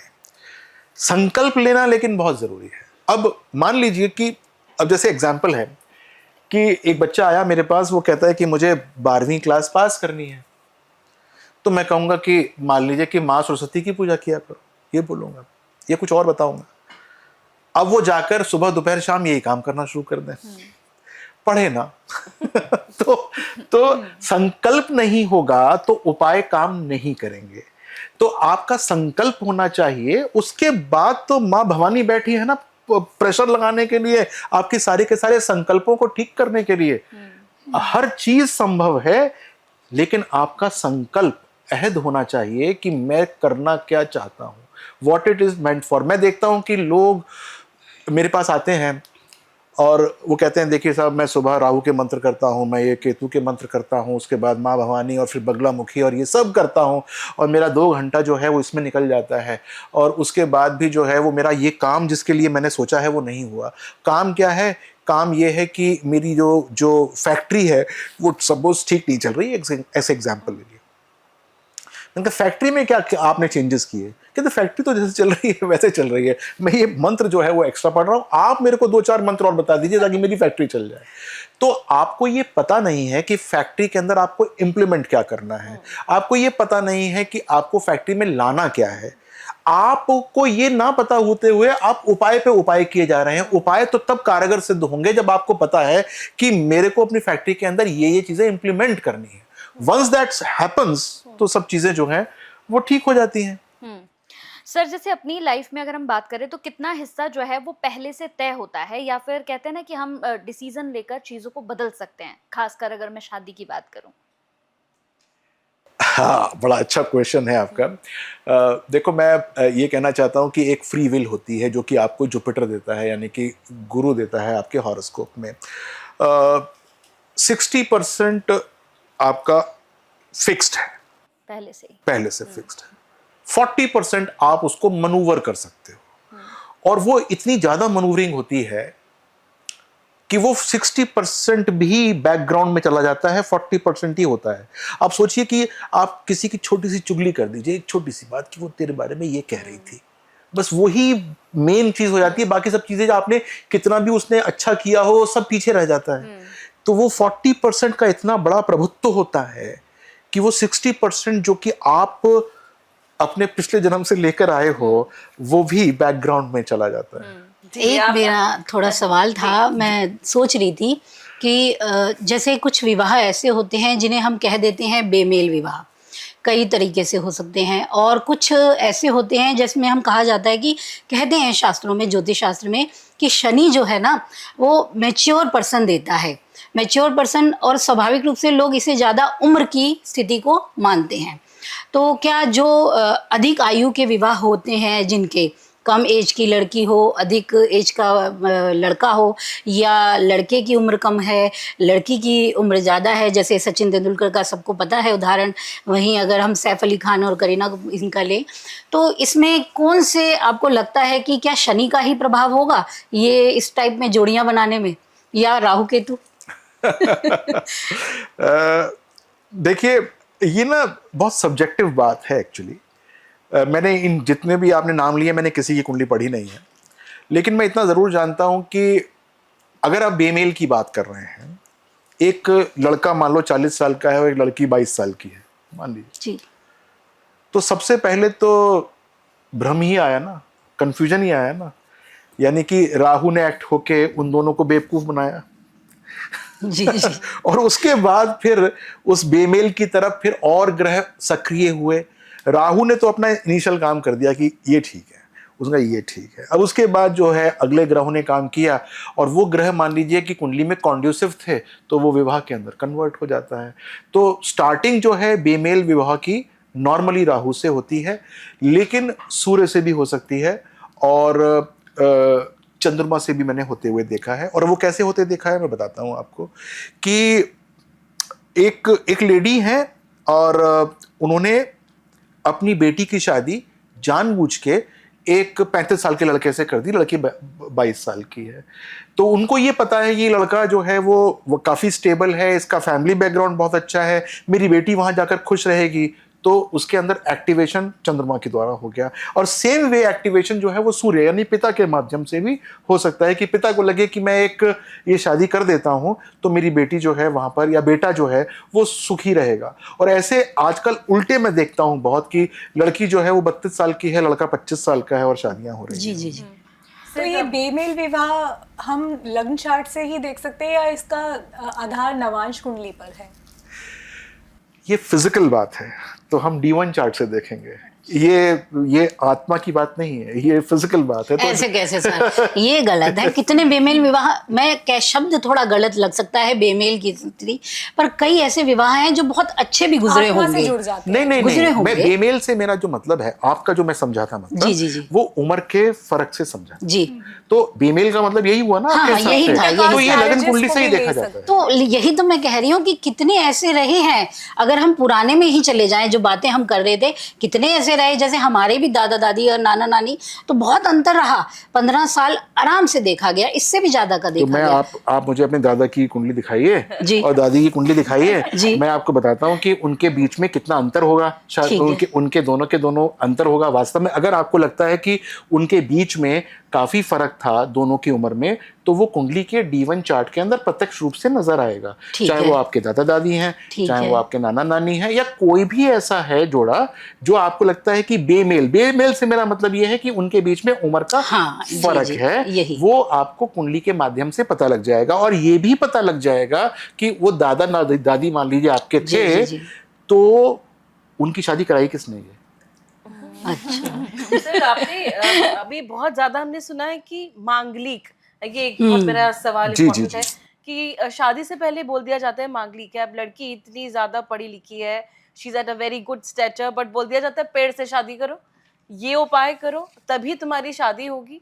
या तो वो खुद को इतना अपलिफ्ट करे, पढ़े लिखे आगे बढ़े, या वो इन चक्रों में पड़ी रहे। सर मैं डॉक्टर साहब ये जानना चाहती हूँ कि ये क्या पेड़ से शादी और ये जो उपाय हैं ये क्या बहुत सही होते हैं? क्या ऐसा होता है कि मतलब इज दिस द सॉल्यूशन? मेरे को एक्चुअली इसके बारे में जब मैं इसका आंसर करूंगा तो बहुत सारे लोग जो हैं वो परेशान हो जाएंगे। हम भी होंगे। लेकिन मैं इतना कहना चाहता हूँ कि ये सारी की सारी गलत बातें हैं, wrong. And this is a wrong practice that is followed by many of us. कि हम कहते हैं कि मान लीजिए कि कुंडली के अंदर द्विभार्या योग है या त्रिभार्या योग है या वैधव्य योग है, तो हम उसकी शादी करा देते हैं। तो हम ऑलमाइटी को, जिसने पूरे संसार की संरचना की है, क्या उसको हम इतना मतलब हल्का समझ रहे हैं सोच से कि वो हम कहें कि हमने इसकी सालिग्राम से शादी करा दी तो अब एक शादी इसकी हो गई, या इसकी एक शादी मान ली जाएगी और वो कहेगा हाँ हाँ इनकी एक शादी हो गई, मैं टिक लगा देता हूँ, अब दूसरी शादी ठीक होगी। ऐसा नॉर्मली जो है वो नहीं है, बल्कि होता ही नहीं है। तो जो लोग सोचते हैं कि हम तुलसी विवाह करा दें, घट विवाह करा दें, तो वो अपने ही मन में करा रहे हैं या अपने ही किसी चीज़ को ठीक करने के लिए करा रहे हैं, उससे कोई ज़्यादा फर्क पड़ता नहीं है। तो ये कंप्लीट मिथ है। और जो लोग मांगलिक हैं तो फिर वो क्या करें? ये कंप्लीट मिथ है, ये तो मैंने आपको बता दिया। मंगल का इसका कोई मतलब नहीं है। मंगल एक दूसरी बात होती है। मंगल जो है वो थोड़ा सा एक फियर्स प्लैनेट होता है, थोड़ा सा गर्म प्लैनेट होता है। और गर्म का मतलब ये है कि जहाँ पर वो बैठता है वहाँ पर ज़्यादा अपनी एनर्जी देता है या अपनी ज़्यादा एक शक्ति को देने की कोशिश करता है। अगर वो विवाह के घरों में बैठ जाता है तो वहाँ पर एक शक्ति देता है जिसके अंदर हम कहते हैं कि ये लड़का जो है वो थोड़ा सा गुस्सैल हो सकता है, या घर के प्रति इसका आदर कम हो सकता है, या घर के अंदर दंगा करके रहेगा, या फिर ये अपनी वाइफ के ऊपर गुस्सा करता रहेगा, या फिर इसका जो मैरिड लाइफ का जो टेन्योर है वो कम है, या फिर ये जो है शैया सुख यानी कि बेड प्लेजर्स नहीं दे सकता या ले सकता। तो ये सब चीज़ें जो ये शादी से संबंधित होती हैं वहाँ पर हम मंगल को जोड़ देते हैं। जबकि मेरे अपने इतने साल के करियर के अंदर मैं ये देखता हूँ कि अधिकांश लोग मिस रेड मिस फेड हैं इस फल मंगल दोष। मंगल दोष इतना ना तो खतरनाक है पहली बात, और दूसरी बात यह है कि जो लोग ये सोच के बैठे हैं कि मैं मंगल मेरे पर दोष लगा हुआ है, वो मंगल दोष लगा ही नहीं होता उनके। सर अब एक चीज़ और इम्पोर्टेंट है, मैं जानती हूँ साथी लोग पूछना चाहते हैं, बोला जाता है कि अगर किसी लड़की ने मांगलिक लड़के से शादी कर ली या वाइस वर्सा, तो एक अपनी मतलब उसकी एक की मृत्यु हो जाती है, क्या ये सच है क्या? मुझे समझ में नहीं आता कि आपकी गाड़ी आप ही चलाएंगे ना, आपका हॉरोस्कोप ही चलाएगा। आप जैसे मैं हूं, मेरा जीवन मेरी पत्नी के हॉरोस्कोप से बंधा हुआ है, लेकिन मेरा जीवन तो मेरे हॉरोस्कोप से बंधा हुआ है ना। अगर मान लीजिए कि एक व्यक्ति है और उस व्यक्ति के हॉरोस्कोप पे लिखा है कि इसकी अल्प आयु है, अब उसकी शादी हो जाती है एक ऐसे भाग्यवान के साथ कि वो कहते हैं कि इसके पति की दीर्घ आयु होगी और इसका एक ही विवाह है, तो इसका मतलब क्या हुआ, वो तो एक अच्छा मैच हो गया ना। फिर तो उसने उसकी आयु को वो तो जो है एक तरीके से सावित्री हो गई ना। बिल्कुल। ठीक है। वाइसा वर्सा कि अगर सपोज इसकी कुंडली में लिखा है कि अल्प आयु है और लड़की के हॉरोस्कोप में लिखा हुआ है कि इसके पति की अल्प आयु होगी, तो उनका विवाह नहीं कराना चाहिए, क्योंकि वो तो फिर एक हॉरोस्कोप के दूसरे हॉरोस्कोप ने पुष्टि कर दी उस बात की, तो वो नहीं होना चाहिए। बस उसी केस के अंदर विवाह मैं मना करता हूं जब एक हॉरोस्कोप के अंदर अल्प आयु मुझे नजर आ रही होती है और दूसरे हॉरोस्कोप के अंदर लिखा होता है कि इसके स्पाउस की अल्प आयु होगी। ऐसे में उसको हम जो है वो ठीक करा देते हैं, कहते हैं शादी मत करो, क्योंकि ये एक दूसरे की जिंदगी के ऊपर भारी पड़ने शुरू हो गए हैं।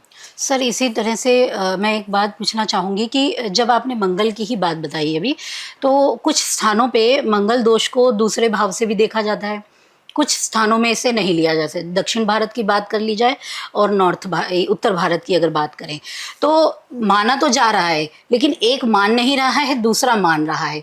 ठीक है, अब आपने एक चीज़ बोली कि मैं इसे मिथ मानता हूँ कि ये पीपल विवाह कुंभ विवाह मैं ये नहीं मानता, लेकिन कहीं और तो माना जा रहा है। अगर हम ऐसे ही सिद्धांतों की कितनी ही बात करते हैं, कुछ मानते हैं कुछ नहीं। अभी जैसे त्योहार आते हैं तब भी परेशानी आती है, वो मान रहे हैं हम नहीं मान रहे, तो कैसे व्यक्ति समझेगा, वो कैसे जानेगा कि सही क्या है, उसका क्या फैसला होगा? अच्छा, जैसे सर आपने बताया मांगलिक के बारे में, तो थोड़ा सा मैं इसके लिए और विस्तार से आपसे जानना चाहूँगी। थोड़ा भ्रम भी है कि कहा जाता है अगर दक्षिण भारत या हम उत्तर भारत की कुंडलियों की बात करें तो कुछ स्थानों पे दूसरे भाव में मंगल की उपस्थिति मंगल दोष को दर्शाती है, लेकिन कई स्थानों पे दूसरे भाव में ही मंगल का होना मंगल दोष नहीं माना जाता। तो इस भ्रम को कैसे हम समझें? देखिए, ये भ्रम नहीं है। दूसरे भाव में मंगल है या मंगल नहीं है, ये तो सत्य बात है कि मंगल है तो अच्छी बात है, नहीं है तो एक अलग बात हो गई। तो दक्षिण भारत के अंदर द्वितीय भाव का मांगलिक नहीं मानते हैं। उत्तर भारत के अंदर यदि द्वितीय भाव में मंगल किसी विशेष राशि में बैठा हो तो उसको मांगलिक दोष की संज्ञा दी जाती है। तो हम ये मानते हैं कि ये फैमिली को एक्सपेंड करने में या नहीं होगा, तो ये प्रांत प्रांत की बात है। ग्रहों की पोजीशन इससे चेंज नहीं होती है, ग्रह तो वही रहते हैं, उसका प्रभाव वही रहता है। हम उसको मंगल दोष एक हमने अंडरलाइन कर दिया कि मंगल दोष है या नहीं है। मैं तो कहता हूँ वैसे ही मंगल दोष कुछ होती ही नहीं है, टर्मिनोलॉजी नहीं होती है। इतनी बड़ी बात आप कह रहे हैं सर, ये आसान शब्द नहीं है, क्योंकि सारा ज्योतिष आधार इस पे चलता है। जी। और जितने भी पंडे पांडे जो भी आप कह लीजिए, सबकी चीजें हैं हरी मंगल दोष से बिल्कुल। और शास्त्रों में मतलब मेरे को तो ज्योतिष शास्त्र की जितनी पता है कि उसमें भी दिया हुआ है, कुंभ विवाह होने वाली बात है कि इससे शांति हो जाएगी अगर बच्ची का या लड़के का करवा लिया जाए, पीपल से विवाह, ये सब कुछ। तो आप तो इसे मना कर रहे हैं। देखिए, मैं आपको बताऊं एक बात और कि बहुत सारी बातें हमको ये बताया जाता है कि शास्त्रों के अंदर है, और शास्त्र ज्योतिष के जिन बुक्स की आप बात कर रही हैं वो मैक्सिमम 100 या 150 साल से ज़्यादा पुरानी नहीं है। लेकिन यदि आप उन शास्त्रों पे जाएं या उन चीज़ों पे जाएं जहाँ से ज्योतिष का उद्गम हुआ है, वेदांगनों का जो हम एक बार रेफरेंस लें तो आपको ये पता चलेगा कि जो मैं बात कह रहा हूँ ये बाद की डिस्कवरीज है, जिसको हम कर्मकांड बोलते हैं। इसके अंदर आप सब कुछ कर सकते हैं। विवाह आप 7 फेरे लेते हैं, कहीं पर 5 फेरे लेते हैं, कहीं पर 3 फेरे मामा से लेते हैं और 4 फेरे जो है वो पति से लेते हैं। हर जगह की अपनी अपनी रवायत होती है, लेकिन जो बेसिक चीज़ है ABCD वो तो हमारे वेदों से ही आता है, वेदांगों से ही आता है। हम यदि उसके ऊपर अपने सारे शास्त्रों को, अपनी बातों को या अपने हम एनालॉजी को जब हम रेफरेंस देके चलेंगे तो हमको मिलेगी पॉजिटिविटी। अब यदि आपके पास एक्सेस हो पुरानी किताबों का, आज से 200 साल पुरानी, कहीं पर भी आपको मंगल दोष का नाम नहीं मिलेगा। लेकिन ये मंगल दोष पिछले 100-150 साल की ही उपज है। उससे पहले मंगल दोष कुछ नहीं होता था। जैसे मंगल दोष है वैसे शनि दोष भी है, वैसे राहु दोष भी है, वैसे और जितने भी क्रू ग्रह हैं वो दोष लगता है। तो मंगल दोष का नाम दे दिया कि सिंपल है आइडेंटिफाई करना कि यहाँ बैठा होगा ये पूजा कर लो, यहाँ बैठा होगा ये पूजा कर लो। समझिए। तो आपके अनुसार मंगल विवाह में कोई व्यवधान नहीं देता, कोई कला का कारण नहीं बनता, मंगल बिल्कुल शांत ग्रह है? नहीं, मैंने ये नहीं कहा। मैंने ये नहीं कहा कि मंगल जो है विवाह के अंदर परेशानी नहीं करता।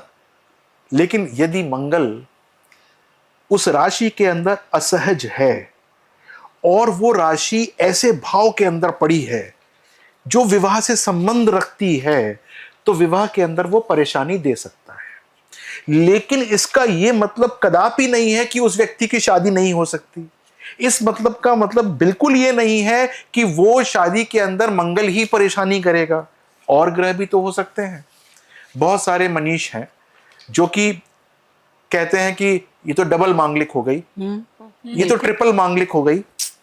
सुना है आपने? बिल्कुल। मंगल के साथ राहु बैठ जाएगा डबल मांगलिक कर दिया, साथ में शनि बैठ जाएगा तो ट्रिपल मांगलिक कर दिया।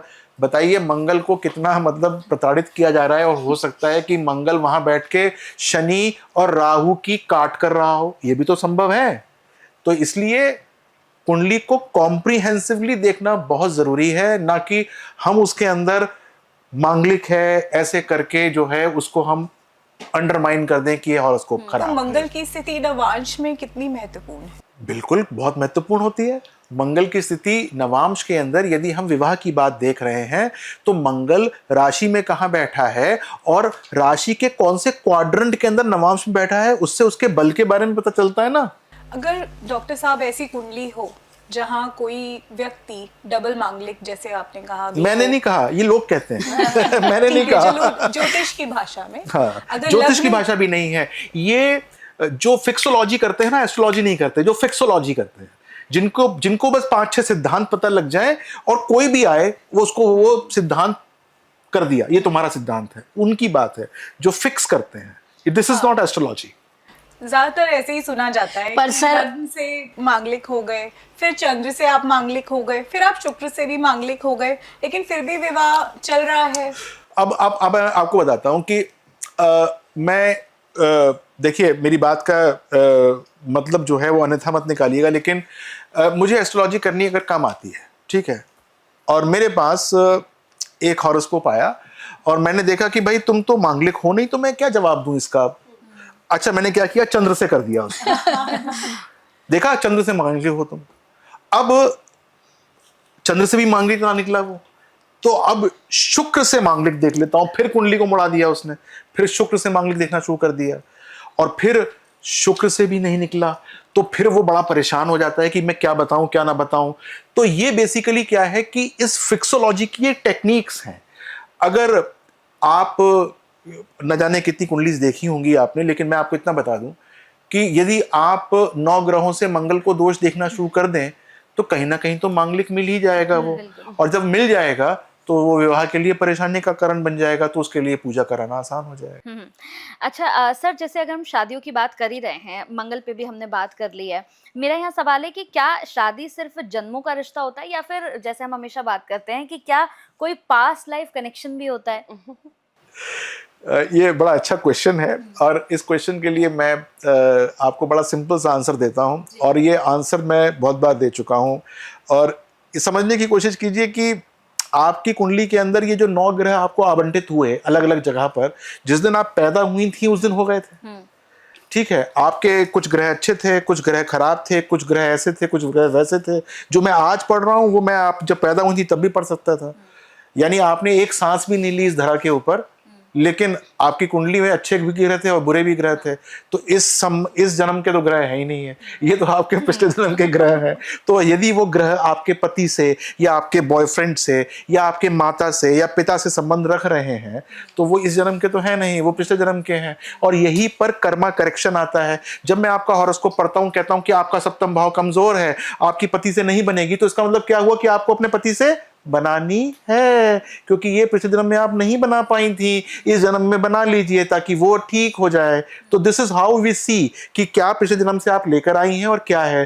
गुरु ही ऐसा प्लैनेट है जो कि फ्री बैठा होता है, जिसको आप फ्री विल बोलते हैं। यानी कि आपकी स्वैच्छिक जो क्षमताएं होती हैं, वो कि मेरे पति ने मुझे परेशान किया है, अब मैं IAS ऑफिसर बन के दिखाती हूँ, राइट। दिस इज गुरु की स्वेच्छा। अगर उसने आपने सही प्रकार से उसको ओरिएंट कर लिया, तो वो सारे ग्रहों को जो है लाइन से लगा के काम करवा सकता है। अच्छा सर, आप बोलते हैं पास्ट कर्मास, मैं एक्चुअली मैं नहीं मानती पास्ट कर्मास, क्योंकि आज में बोला जाता है कि आज के जो कर्म है ना, वही आपका भाग्य बना रहे हैं। तो आप जो आज कर रहे हो उसी से आपकी आज की जिंदगी चल रही है। You are living in the present. Past karmas कहाँ से आ गए? ठीक है, तो मैं आपकी बात को बिल्कुल इत्तेफाक रखता हूँ, लेकिन आपके पास गाड़ी है जी, गाड़ी के अंदर आपने फ्यूल डाला तो गाड़ी चली, और फ्यूल नहीं डाला तो गाड़ी नहीं चली। जी, तो आपका जो हॉरोस्कोप है, जो पास्ट कर्मा है, वो आपकी गाड़ी है, और आपके कर्म जो है वो फ्यूल है।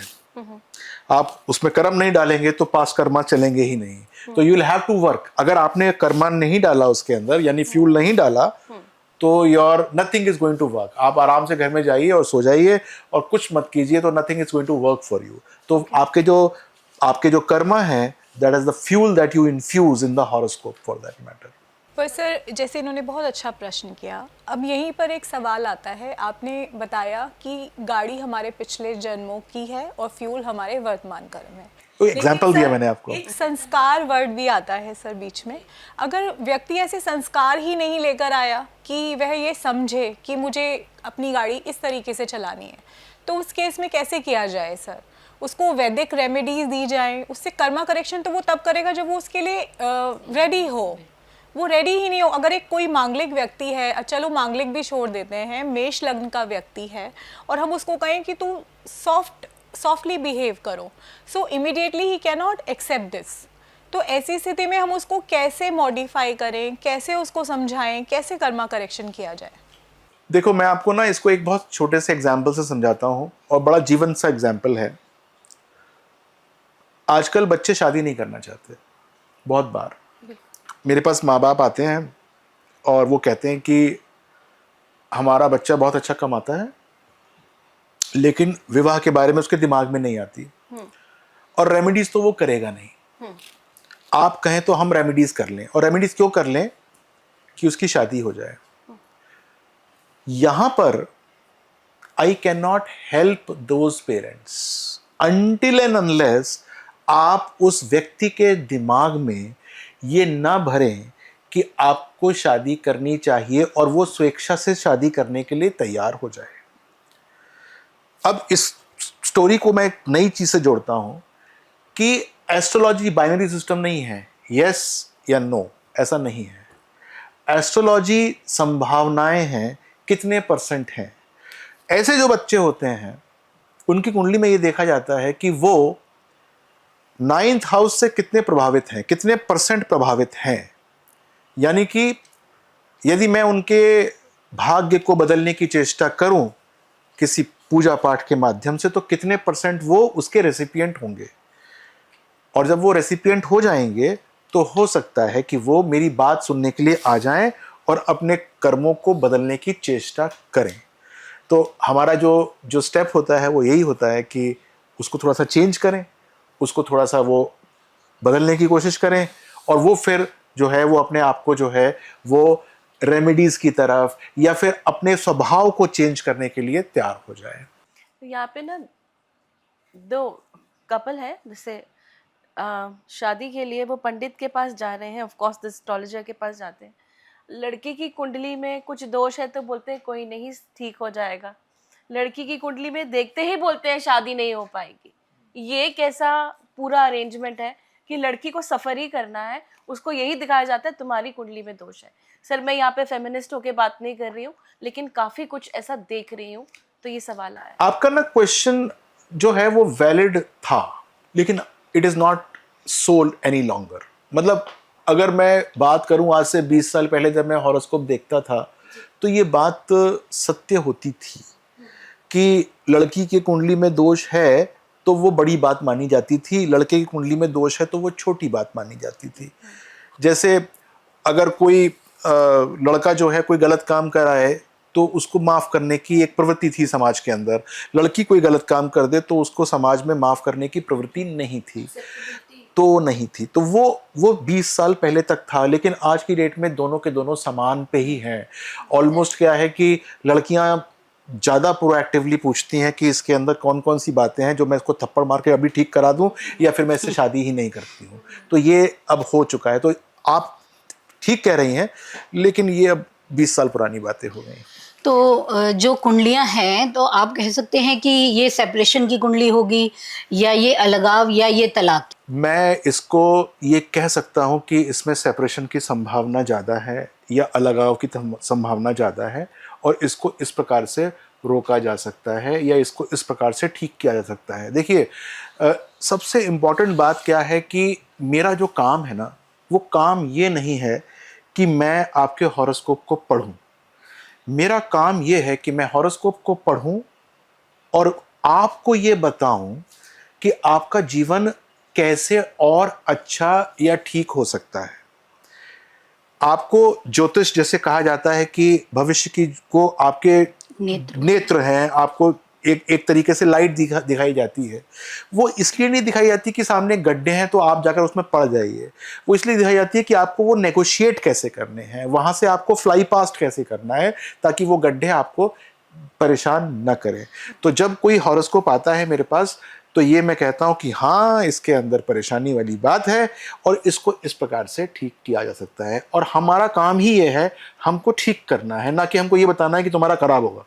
अच्छा सर, बहुत सारी शादियों को हमने देखा है कि लोग बहुत ज़्यादा सफ़र करते हैं अपनी शादी में, चाहे हम फीमेल की बात करें या मेल की। कई बार मेल भी बहुत ज़्यादा सफ़र करता है अपने पार्टनर की वजह से। तो क्या हर खराब शादी को बचाना चाहिए या कुछ रिश्ते जो होते हैं उन्हें मतलब जाने देना चाहिए? बहुत अच्छा प्रश्न है आपका। और बहुत बार क्या होता है, हमको जाने देना चाहिए। काफ़ी हॉरोस्कोप्स ऐसे होते हैं जिसके अंदर I recommend that you now should not be living together, आप अलग हो जाइए, आप दोनों के सोल के लिए बहुत अच्छा है। क्योंकि व्यक्ति जो होता है ना वो सब कुछ सहन कर लेता है अपमान के अलावा। अगर किसी की सोल का अपमान हो चुका हो, राइट, और वो अपमान रिपीटेडली हो चुका हो, तो फिर उसके अंदर रिकंसाइल नहीं होता, फिर उसके अंदर बदला लेने की प्रवृत्ति होती है। और जब बदला लेने की प्रवृत्ति होती है तो they can not make a family. अच्छा, शादी का मुख्य उद्देश्य आपको शायद पता होगा क्या होता है। वो ये होता है कि सप्तम भाव से पंचम भाव के बीच में आपको जो है वो एनर्जी को ट्रांसमिट करना होता है। एनर्जी कौन सी होती है? एनर्जी, पंचम भाव आपके बच्चे होते हैं, सप्तम भाव आपकी मैरिज होती है। आपको सप्तम मतलब बच्चे का भाव पहले आता है मैरिज से। आप सोचने की बात यह है कि सब क्रम में आते हैं, लेकिन ये क्रम में नहीं आता है। ये क्रम में क्यों नहीं आता कि बच्चों का इम्पॉर्टेंट, बहुत इम्पॉर्टेंट जो है पायदान होता है। यदि हमने अपनी मैरिज से अपने बच्चों के अंदर संस्कार नहीं दिए तो हमारा हॉरोस्कोप फेल है। यानी कि हमने केंद्र से अपने त्रिकोण को जो है फीड नहीं किया तो आपका हॉरोस्कोप फेल होता है। यदि माँ बाप लड़ते रहते हैं तो वो अपने पंचम भाव को पोषित नहीं कर पाते हैं, जो कि बच्चों के अंदर गलत संस्कार, जिनके माँ बाप लड़ते हैं वो बच्चे जो हैं एक नेगेटिव करेक्टर में रहते हैं या नेगेटिव परेशानी के अंदर रहते हैं।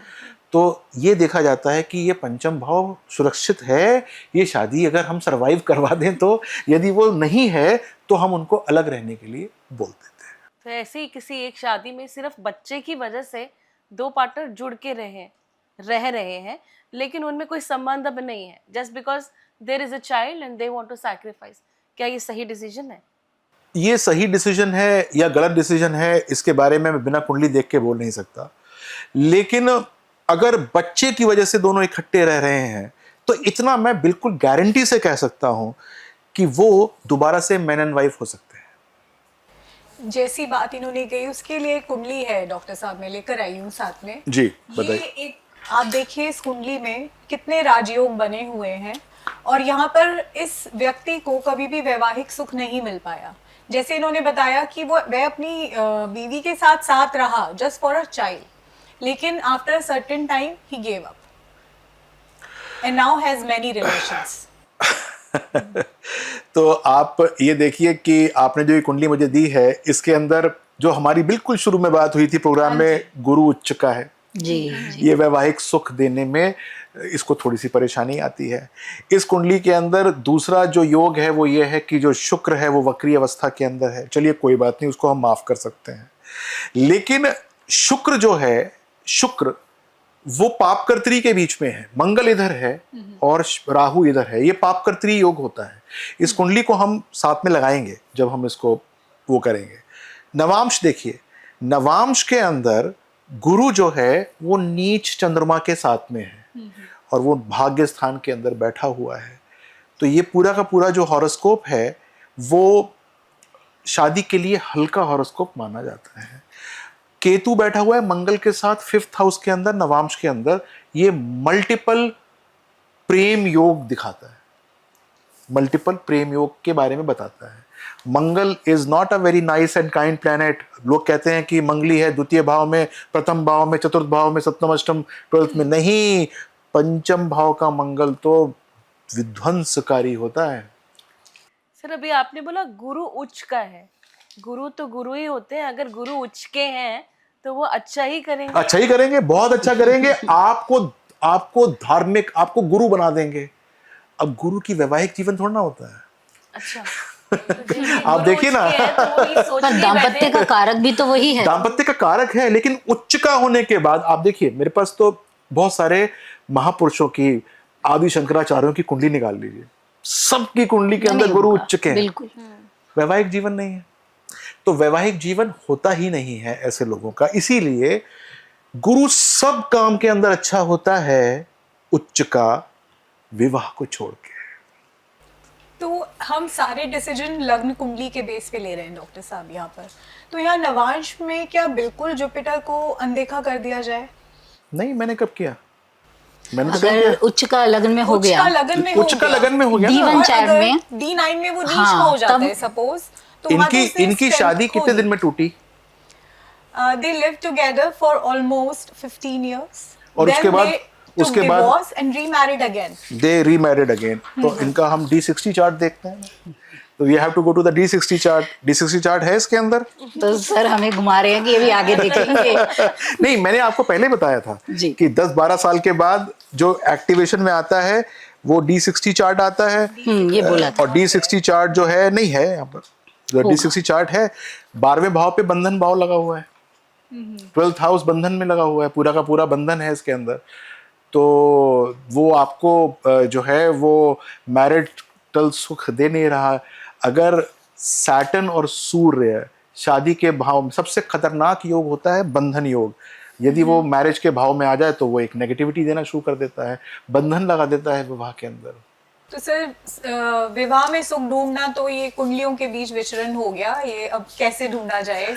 अब विचरण- आप पूरे एंटैंगल्ड हैं, अगर एस्ट्रोलॉजिकली आपकी लाइफ ठीक नहीं चल रही तो आपको अब वैवाहिक सुख ही नहीं। इसका मतलब क्या है ना, मैं एक्चुअली ये आपको नहीं बता रहा कि ये इसका विवाह का सुख नहीं है।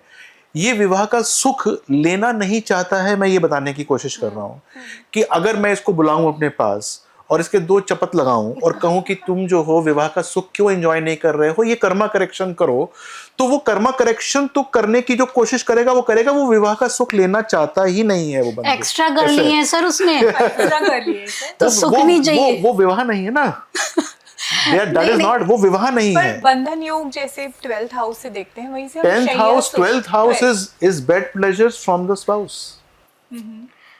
from the spouse, not from the वो जो वो 5th, वो 7th हाउस का 6th है। और जब हम किसी और से बेड प्रेशर देखते हैं तो वो 8th हाउस से 6th लगन पे आ जाता है। सर इससे एक मिलता हुआ सवाल मेरे मन में आया, जैसे मेरी खुद एक जानने वाली फ्रेंड है मेरी, उसके साथ मैंने देखा है कि जब उसकी शादी की बात होती है या कहीं पर उसका रिश्ता देखा जाता है तो शादी नहीं हो पाती, रिश्ता कहीं भी देखेंगे टूट जाएगा या पसंद नहीं आएगा, इस तरह के प्रॉब्लम्स आएंगे। लेकिन वहीं मैं दूसरी तरफ उसको देखती हूँ कि वो किसी के साथ अगर रिलेशनशिप में आती है तो वो बहुत अच्छा चलता है। तो ये कैसे, मतलब हाँ, शादी की बात बिल्कुल, हो रही है बिल्कुल। तो शादी नहीं हो पा रही है, वही। लेकिन अफेयर बहुत पूरे अच्छा हैं। चल रहा है, नहीं relation तो बहुत अफेयर अच्छा एक ही चल रहा है या मल्टीपल हो एक चुके ही है, हैं? एक तो उससे वो शादी क्यों नहीं करना चाहती? बस शादी नहीं हो पा रही है वहां पे। मतलब शादी की अगर वो बात कर रहे हैं तो लड़के की कभी फैमिली की तरफ से प्रॉब्लम आ जा रही है, या जैसे अभी उसकी कुंडली मिली तो कुंडली में वहां प्रॉब्लम आ गई कि नहीं वो मांगलिक है, नहीं कराएंगे हम। तो रिलेशन बहुत अच्छा चल रहा है लेकिन शादी तक नहीं पहुंच पा रही है बात। सर ये सेम बात के लिए कुंडली है सर आपकी reference के लिए। देखो आपको मैं बताऊं कि पहली बात तो ना हमको 5th हाउस और 7th हाउस को अलग रखना चाहिए। 5th house is your love life before marriage and you know something different from marriage also, कि अगर आपकी शादी हो चुकी है और अब आप फिर आपका लव लाइफ है तो वो 5th हाउस से गवर्न है। और drawing pleasure out of a married life, love with your husband or wife is seen from the 7th house. तो किसी का 5th हाउस स्ट्रांग हो सकता है लेकिन हो सकता है उसका 7th हाउस स्ट्रांग ना हो, तो उसको जो है वो अब उससे शादी वो कर लेगी ना तो हो सकता है टूट जाए। मतलब मैं ये नहीं कह रहा टूट जाए, लेकिन अगर उसका 7th हाउस स्ट्रांग नहीं है और वो लड़के का हॉरोस्कोप उसको ठीक तरह से पोषित नहीं कर पा रहा है तो वो टूट भी सकती है। तो ये थोड़ा सा कहने की एक बात है। तो ये यहाँ पे कनेक्ट हो सकता है ना सर, जैसे बहुत सारे लोगों को हमने देखा है जो लव मैरिजेस करते हैं कि जब तक वो अफेयर में तब तक अच्छा चल रहा सर, है ऐसे बहुत और जैसे सारे ही शादी examples हुई हैं। तो वो अटैचमेंट खत्म हो गई है। It is said that the sun shines very differently after marriage. You know, आप सब जब खोलेंगे ना तो एकदम वहाँ सामने से अखबार आएगा और आटा, दाल और रोटी यहाँ से आना शुरू हो जाएगा। सर इसका क्या मतलब ये है कि अगर आप किसी को चाहें और अगर आप किसी से कनेक्ट हो जाते हैं तो पहले एस्ट्रोलॉजिकली मिलाएं तभी आगे बात बढ़ाएं। नहीं, मैं ये नहीं कहता कि आप मिलाएं एस्ट्रोलॉजिकली, मिलाएंगे तो अच्छा रहेगा, लेकिन आप शादी करने के बाद परेशानी में अगर फंसना चाहते हैं तो आप बिल्कुल मत मिलवाइए। और यदि आप ये सोचते हैं कि नहीं हम मैनेज कर सकते हैं तो पहले से ही आपको बहुत सारे पॉइंट्स पता होते हैं कि हमको कौन कौन सी चीज़ों को ठीक करना चाहिए। क्योंकि जब कोई रिलेशनशिप में होता है, मान लो 6 महीने की, 1 साल की या 2 साल की, तो बहुत बार ब्रेक पॉइंट्स आते हैं, बहुत बार टूटने की बात आ जाती है, तो उनको पता होता है कि किस किस बात के ऊपर हमारे घर में टूटी है। लेकिन न्यू डायमेंशंस के बारे में पता नहीं होता है, जो कि सिर्फ एक ज्योतिषी जानता है। और वो न्यू डायमेंशंस क्या होते हैं? घर में नई माँ, घर के अंदर नए पिता, घर के अंदर नई बहन, ननद जिसको बोलते हैं, घर के अंदर देवरानी और जेठानी, इनके साथ की डायनेमिक्स, और फिर लड़के का लड़की के ऊपर नाराज होना। पहले तो क्या वो नाराज होता था कि तुम टाइम पे रेस्टोरेंट में नहीं पहुंची, और फिर नाराज होता है कि तुमने मेरे मामा जी के पैर नहीं छुए, राइट? तो नाराज होने की डायमेंशंस और केमिस्ट्री शादी के बाद बिल्कुल डिफरेंट होती है। वो वाली नहीं होती है जो कि पहले होती है, और उसके बाद वो सब चीज़ें महत्वपूर्ण हो जाती हैं जो उससे पहले महत्वहीन लगती हैं या उसके बारे में वो कभी सोचते ही नहीं हैं।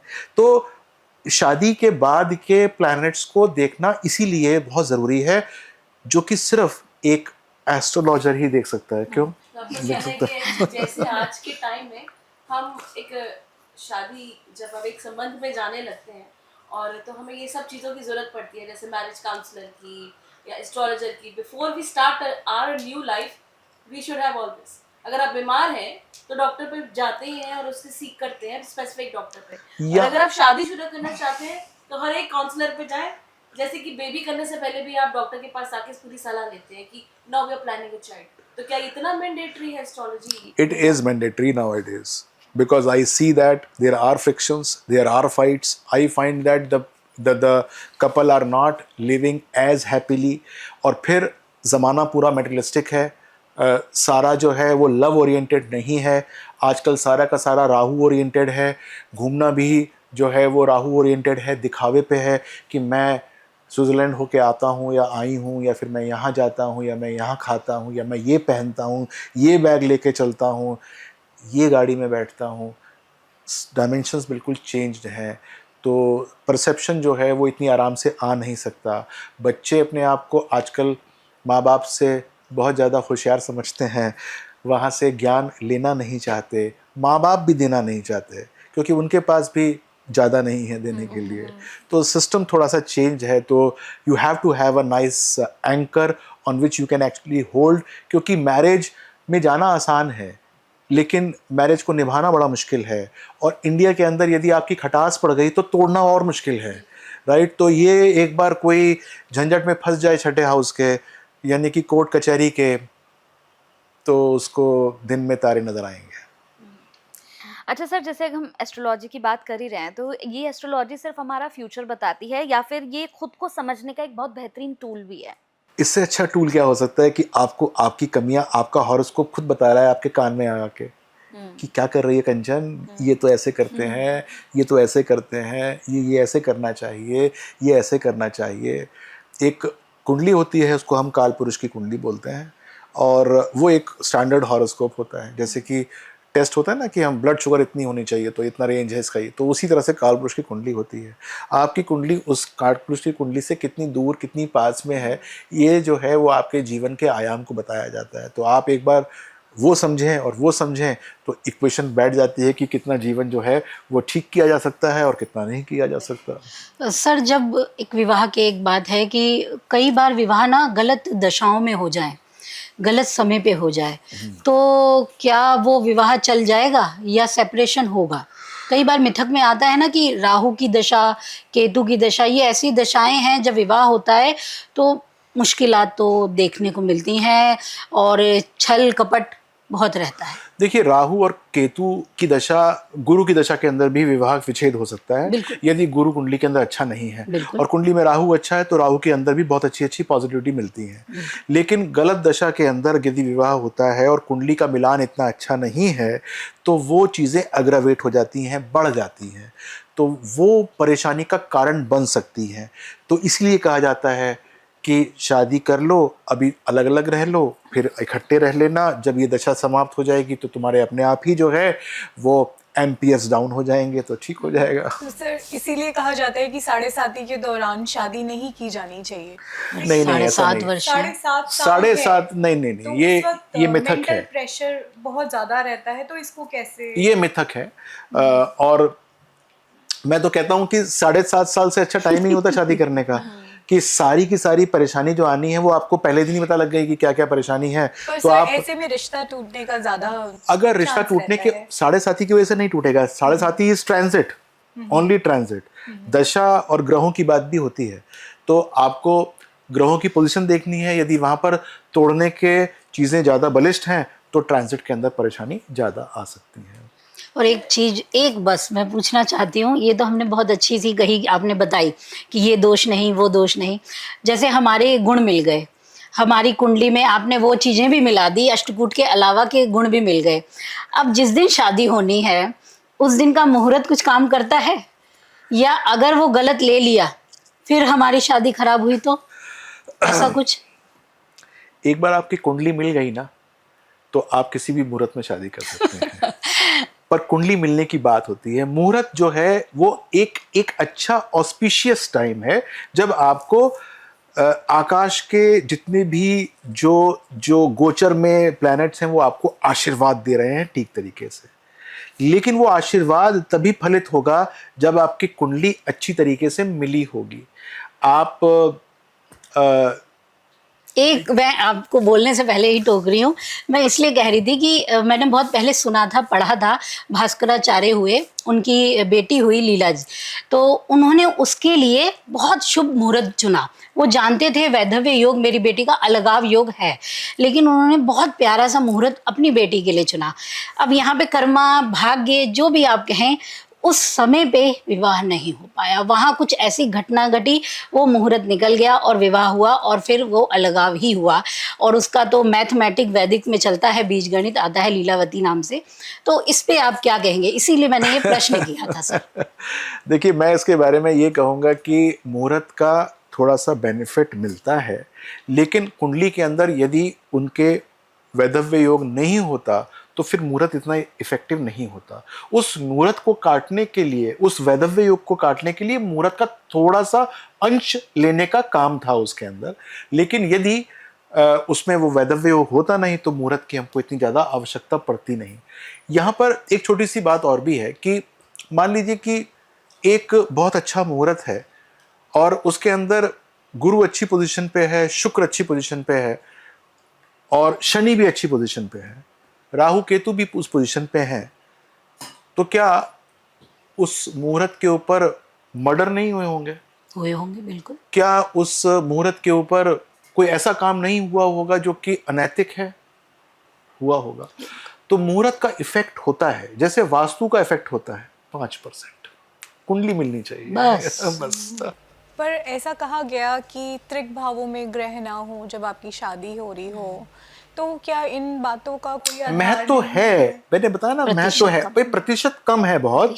तो यदि मान लीजिए, ऐसा बहुत बार होता है कि शादी जो है वो, इस बार बहुत बार ऐसा होता है कि शादी का मुहूर्त कुछ और होता है, लेकिन 2 घंटे के बाद शादी हो रही होती है, बिल्कुल। लड़की तैयार होके नहीं आई। जी, जी, राइट, ऐसा तो अक्सर होता है, बहुत होता है। मोस्टली ऐसा होता है। तो इसके बारे में कोई ऐसी ज्यादा परेशान होने की जरूरत नहीं है, पहले कुंडली मिला लीजिए। सर, राम जी और सीता जी की कुंडली हमने देखी, 36 गुण, फिर भी साथ नहीं रह पाए और वनवास में गए, और फिर भी वो अपनी पत्नी को अग्नि परीक्षा में भी भेजा। Ram ji is an idol husband. अब यहीं कृष्ण जी पे आते हैं।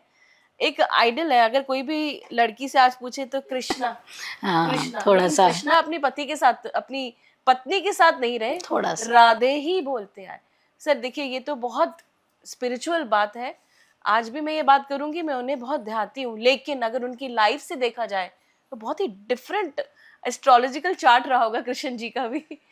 देखिए, जब हम पढ़ते हैं एस्ट्रोलॉजी तो सबके चार्ट्स हम बनाते हैं, पढ़ने की कोशिश भी करते हैं, लेकिन इनका जीवन इतना विस्मयकारी है क्योंकि सब अवतार हैं, तो उस अथॉरिटी के साथ कोई पढ़ नहीं पाता।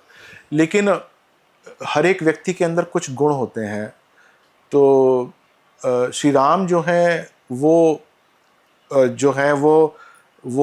श्री कृष्ण से गुणों में कम थे। उनके पास जो है वो 2 गुण ज़्यादा थे श्री कृष्ण के पास। मैं उसमें जाना नहीं चाहता, लेकिन श्री राम के पास वो 2 गुण कम थे, उनके पास वो 2 गुण ज़्यादा थे। और वो दोनों के दोनों अवतार थे। दोनों ने जो है वो ऐसी चीज़ों को अंजाम दिया जो कि आजकल भी हम लोगों के लिए हमको विस्मित करती हैं खास तौर से। तो उनके चार्ट्स तो यूनिक हैं, इसमें कोई दो राय वाली बात। आइडल हस्बैंड का चार्ट कैसा होना चाहिए? ये जरूर। आइडल हस्बैंड का चार्ट कैसा होना चाहिए? मेरे ख्याल से कोई भी व्यक्ति जो है वो किसी की अभिलाषाओं को पूरा शायद ही कर पाए, लेकिन फिर भी अभिलाषाएं क्यों? क्योंकि मान लीजिए कि वो अल्कोहल ना पीता हो तो कहते हैं अल्कोहल क्यों नहीं पीता है, या फिर वो ऐसे क्यों नहीं करता है, वैसे क्यों नहीं था। लेकिन अगर वो पर स्त्री से संबंध ना रखता हो, मतलब जो एक कला होती है। दूसरा जो है वो भोजन उसका अच्छा हो, यानी कि वो उसके दिमाग को पॉल्यूट ना करता हो। उसका खाना पीना जो है वो उसके दिमाग को पॉल्यूट ना करता हो। वो वाणी में जो है मधुर हो, और उसको अपने वंश के बारे में, वंश से प्रेम हो, यानी कि बच्चों को अच्छी शिक्षा देने की जो है वो काबिलियत रखता हो। और सबसे बड़ी बात, वो अपनी वाइफ को, अपनी पत्नी को अपना अभिन्न अंग समझता हो। अगर ऐसी बातें टाइम में ये सब कुछ एक myth ही sound तो ये मैंने जो बताया ना शुरू में कि ये पॉसिबल कम है, I feel it is a myth to have such an idle लेकिन फिर भी जो इसके पास पहुंच जाएगा वो उतना अच्छा हस्बैंड हो जाएगा। आपने बहुत सुंदर क्राइटेरिया बताया, बहुत सुंदर क्राइटेरिया। तो अगर विवाह के मामले में वर्गोत्तम ग्रह की क्या भूमिका रहती है? कौन से वर्गोत्तम ग्रह की? अगर शुक्र ही वर्गोत्तम हो जाए, कुंडली कितनी भी खराब हो, लेकिन अगर वह शुक्र वर्गोत्तम लेकर पैदा हुआ है कोई व्यक्ति, तो उसके वैवाहिक जीवन के बारे में आप क्या कहेंगे? देखिए, मैं एक ऐसा एस्ट्रोलॉजर हूं जो कि कभी भी सिंगल ग्रह के ऊपर बात नहीं करता हूं। शुक्र वर्गोत्तम है, बहुत अच्छी बात है, लेकिन शुक्र के ऊपर स्ट्रेंथ कौन कौन सी कहां से पड़ रही है ये देखना बहुत जरूरी है। क्या भाव कुंडली भी के अंदर इम्पोर्टेंट रखता है? कहाँ जाके भाव भी वर्गोत्तम हुआ? इम्पोर्टेंट है, उसके ऊपर कौन से उसके त्रिकोण में है, कौन से उसके केंद्र में है, कौन से उसके विरोध में बैठे हैं, ये बहुत इम्पोर्टेंट है। वहीं से वो स्ट्रेंथ जनरेट करता है। क्लास के अंदर आपके सपोर्टर्स कौन हैं और आपके विरोध में कौन है। देश के अंदर तो प्रधानमंत्री बना देते हैं वो सब बातें कि आपके सपोर्ट में कौन है। अगर आपकी 5 लोग जो हैं आपके सिर्फ पार्टी में हैं लेकिन सपोर्ट में 350 बार बैठे हैं तो आप बन गए प्रधानमंत्री। तो क्या ये सेफ नहीं है एक वर्गोत्तम शुक्र के साथ अगर कोई कुंडली आपके सामने नहीं, आती है बिल्कुल नहीं। तो शायद उसका वैवाहिक आइसोलेशन में आप वर्गोत्तम ग्रह की महत्वता बता रही हैं, हाँ लेकिन वो वर्गोत्तम जो है वो in tandem of other planets ही देखा जाता है कि वो है क्या। हमने ये मान लिया कि शुक्र अच्छा हो गया मान लीजिए, लेकिन वो अच्छा किस परिपेक्ष में है ये भी देखना जरूरी है। बहुत गृहिणियां होती हैं, उनके पति बहुत अच्छे होते हैं, बहुत प्रेम करने वाले होते हैं, लेकिन वो उनसे प्रेम नहीं करते हैं, वो पूरे समाज से प्रेम करते हैं। राइट, वो ऐसा नहीं है किसी वो उनका चरित्र ठीक नहीं है, लेकिन वो अपनी भार्या से वो प्रेम नहीं दिखा पाते जो वो सबसे दिखाते हैं। बाहर उनका जो तरीका होता है निर्वाह करने का जीवन वो बिल्कुल डिफरेंट होता है। शुक्र बहुत अच्छा है लेकिन पत्नी के लिए नहीं है। तो कुंडली बहुत सीक्रेट से भरी हुई है डॉक्टर बहुत साहब। सीक्रेट और से भरी हमें हुई है। कुंडली मिलान या विस्तृत कुंडली दिखाए बिना हम समझ नहीं सकते कि वैवाहिक सुख, विवाह, देरी से विवाह, जल्दी विवाह कैसे होगा, क्या होगा। इसके लिए हमें शायद ग्रहों को गंभीरता से लेना। इसके लिए शायद मुझे लगता है कि हमें डॉक्टर विनय बजरंगी जी के पास आना चाहिए, क्योंकि अगर हम चाहे लव मैरिज हो, चाहे अरेंज मैरिज हो, चाहे शादी आपकी देर से हो या नहीं हो रही हो, तो मुझे लगता है कि जब तक हम कुंडली नहीं दिखाते हैं तब तक हमारे तमाम सवालों के जवाब हमें नहीं मिल पाते हैं। तो कुंडली अगर कोई दिखाना चाहता है और मुझे लगता है कि इन सवालों से निकलना चाहता है, तो इस पूरी बातचीत के बाद मुझे लगता है कि आपको सिर्फ और सिर्फ एक ही जगह आना है, डॉक्टर विनय बजरंगी जी के जैसे पास। कहते हैं प्रिकॉशन इज बेटर हाँ, देन क्योर। आज मैं क्योंकि मैं ऐसे पक्ष पे बैठी थी जहाँ पे सच बताऊं तो मैं बिलीव नहीं करती थी, अब ये था मैं हो गया, क्योंकि आज जिन सवालों के जवाब आपने इतनी सहजता से दिए हैं एंड आपका जो एक्सपीरियंस रहा है, you been dealing with a lot of people, काफ़ी जिंदगियां बदल चुके हैं आप सर।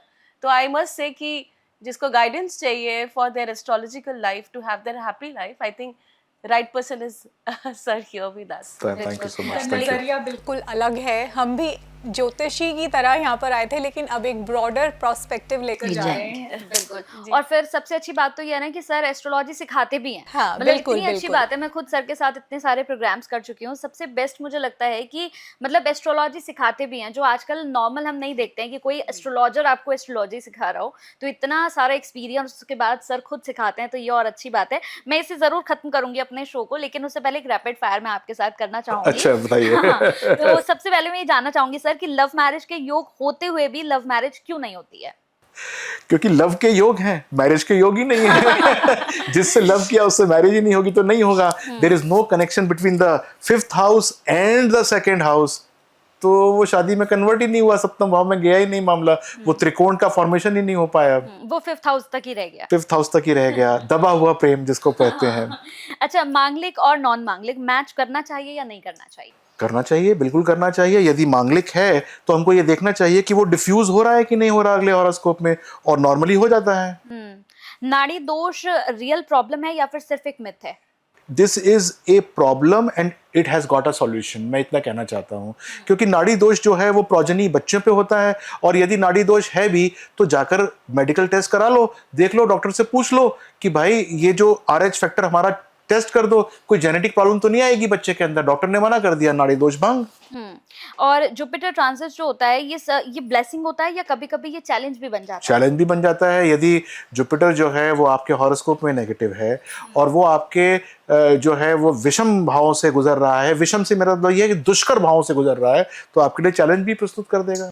ये डिले इन मैरिज ये श्राप है या फिर हिडन ब्लेसिंग है? हिडन ब्लेसिंग्स भी हो सकती हैं कि आपको बचाया जा रहा है कि आप शादी ना करें। बिल्कुल, तो इतने कम शब्दों में इतनी बड़ी बातें हो गई हैं, बहुत अच्छा लगा। और मैं कहूंगी कि ये पूरी जो बातचीत थी, ये जो हम लोगों के बीच में हुई है, ये सिर्फ बातचीत नहीं थी, बल्कि मुझे लगता है कि हम सभी लोगों के जितने सारे मिथ थे जो हम लोग सोच रहे थे, जैसे कि सिमरन के बहुत सारे मिथ थे जो उन्होंने आज क्लियर किए हैं, खासतौर से मंगल दोष को लेकर, तो बहुत सारी चीजें क्लियर हुई हैं। और मतलब बहुत अच्छी बात लगी कि शादी सिर्फ दो लोगों का मिलन नहीं है, ये दो कुंडलियां हैं जो आपस में जब तक ना दिखाई जाएं तब तक मुझे लगता है कि शादी जैसे डिसीजन पर हमें नहीं पहुंचना चाहिए। और जितने भी लोग इस प्रोग्राम को देख रहे थे, मुझे लगता है कि आप लोगों के भी बहुत सारे मिथ जो हैं वो क्लियर हो गए होंगे। बाकी अगर आपको लगता है कि नहीं आपको एस्ट्रोलॉजी सीखनी है, क्योंकि कई बार होता है ना कि हम खुद से करेंगे ना, जैसे भी सर ने बताया कि ये इससे अच्छा टूल क्या हो सकता है कि आप खुद से कर सकते हो। आप अपना चार्ट खुद देखो, फिर आप घर से निकलने से पहले भी अपना चार्ट देखो कि मेरा टाइम सही चल रहा है या नहीं चल रहा है, तो खुद सीखो। अगर आप एस्ट्रोलॉजी सीखना भी चाहते हो तो कितना बेस्ट है, आप विनय सर से सीख सकते हो और उसके बाद अपने प्रॉब्लम्स को खुद ही सॉल्व कर सकते हो। तो मैं सभी गेस्ट का बहुत बहुत थैंक यू करूंगी, आपका भी बहुत बहुत शुक्रिया, बहुत बहुत शुक्रिया sir. Thank you so much. Thank you so much. Thank you.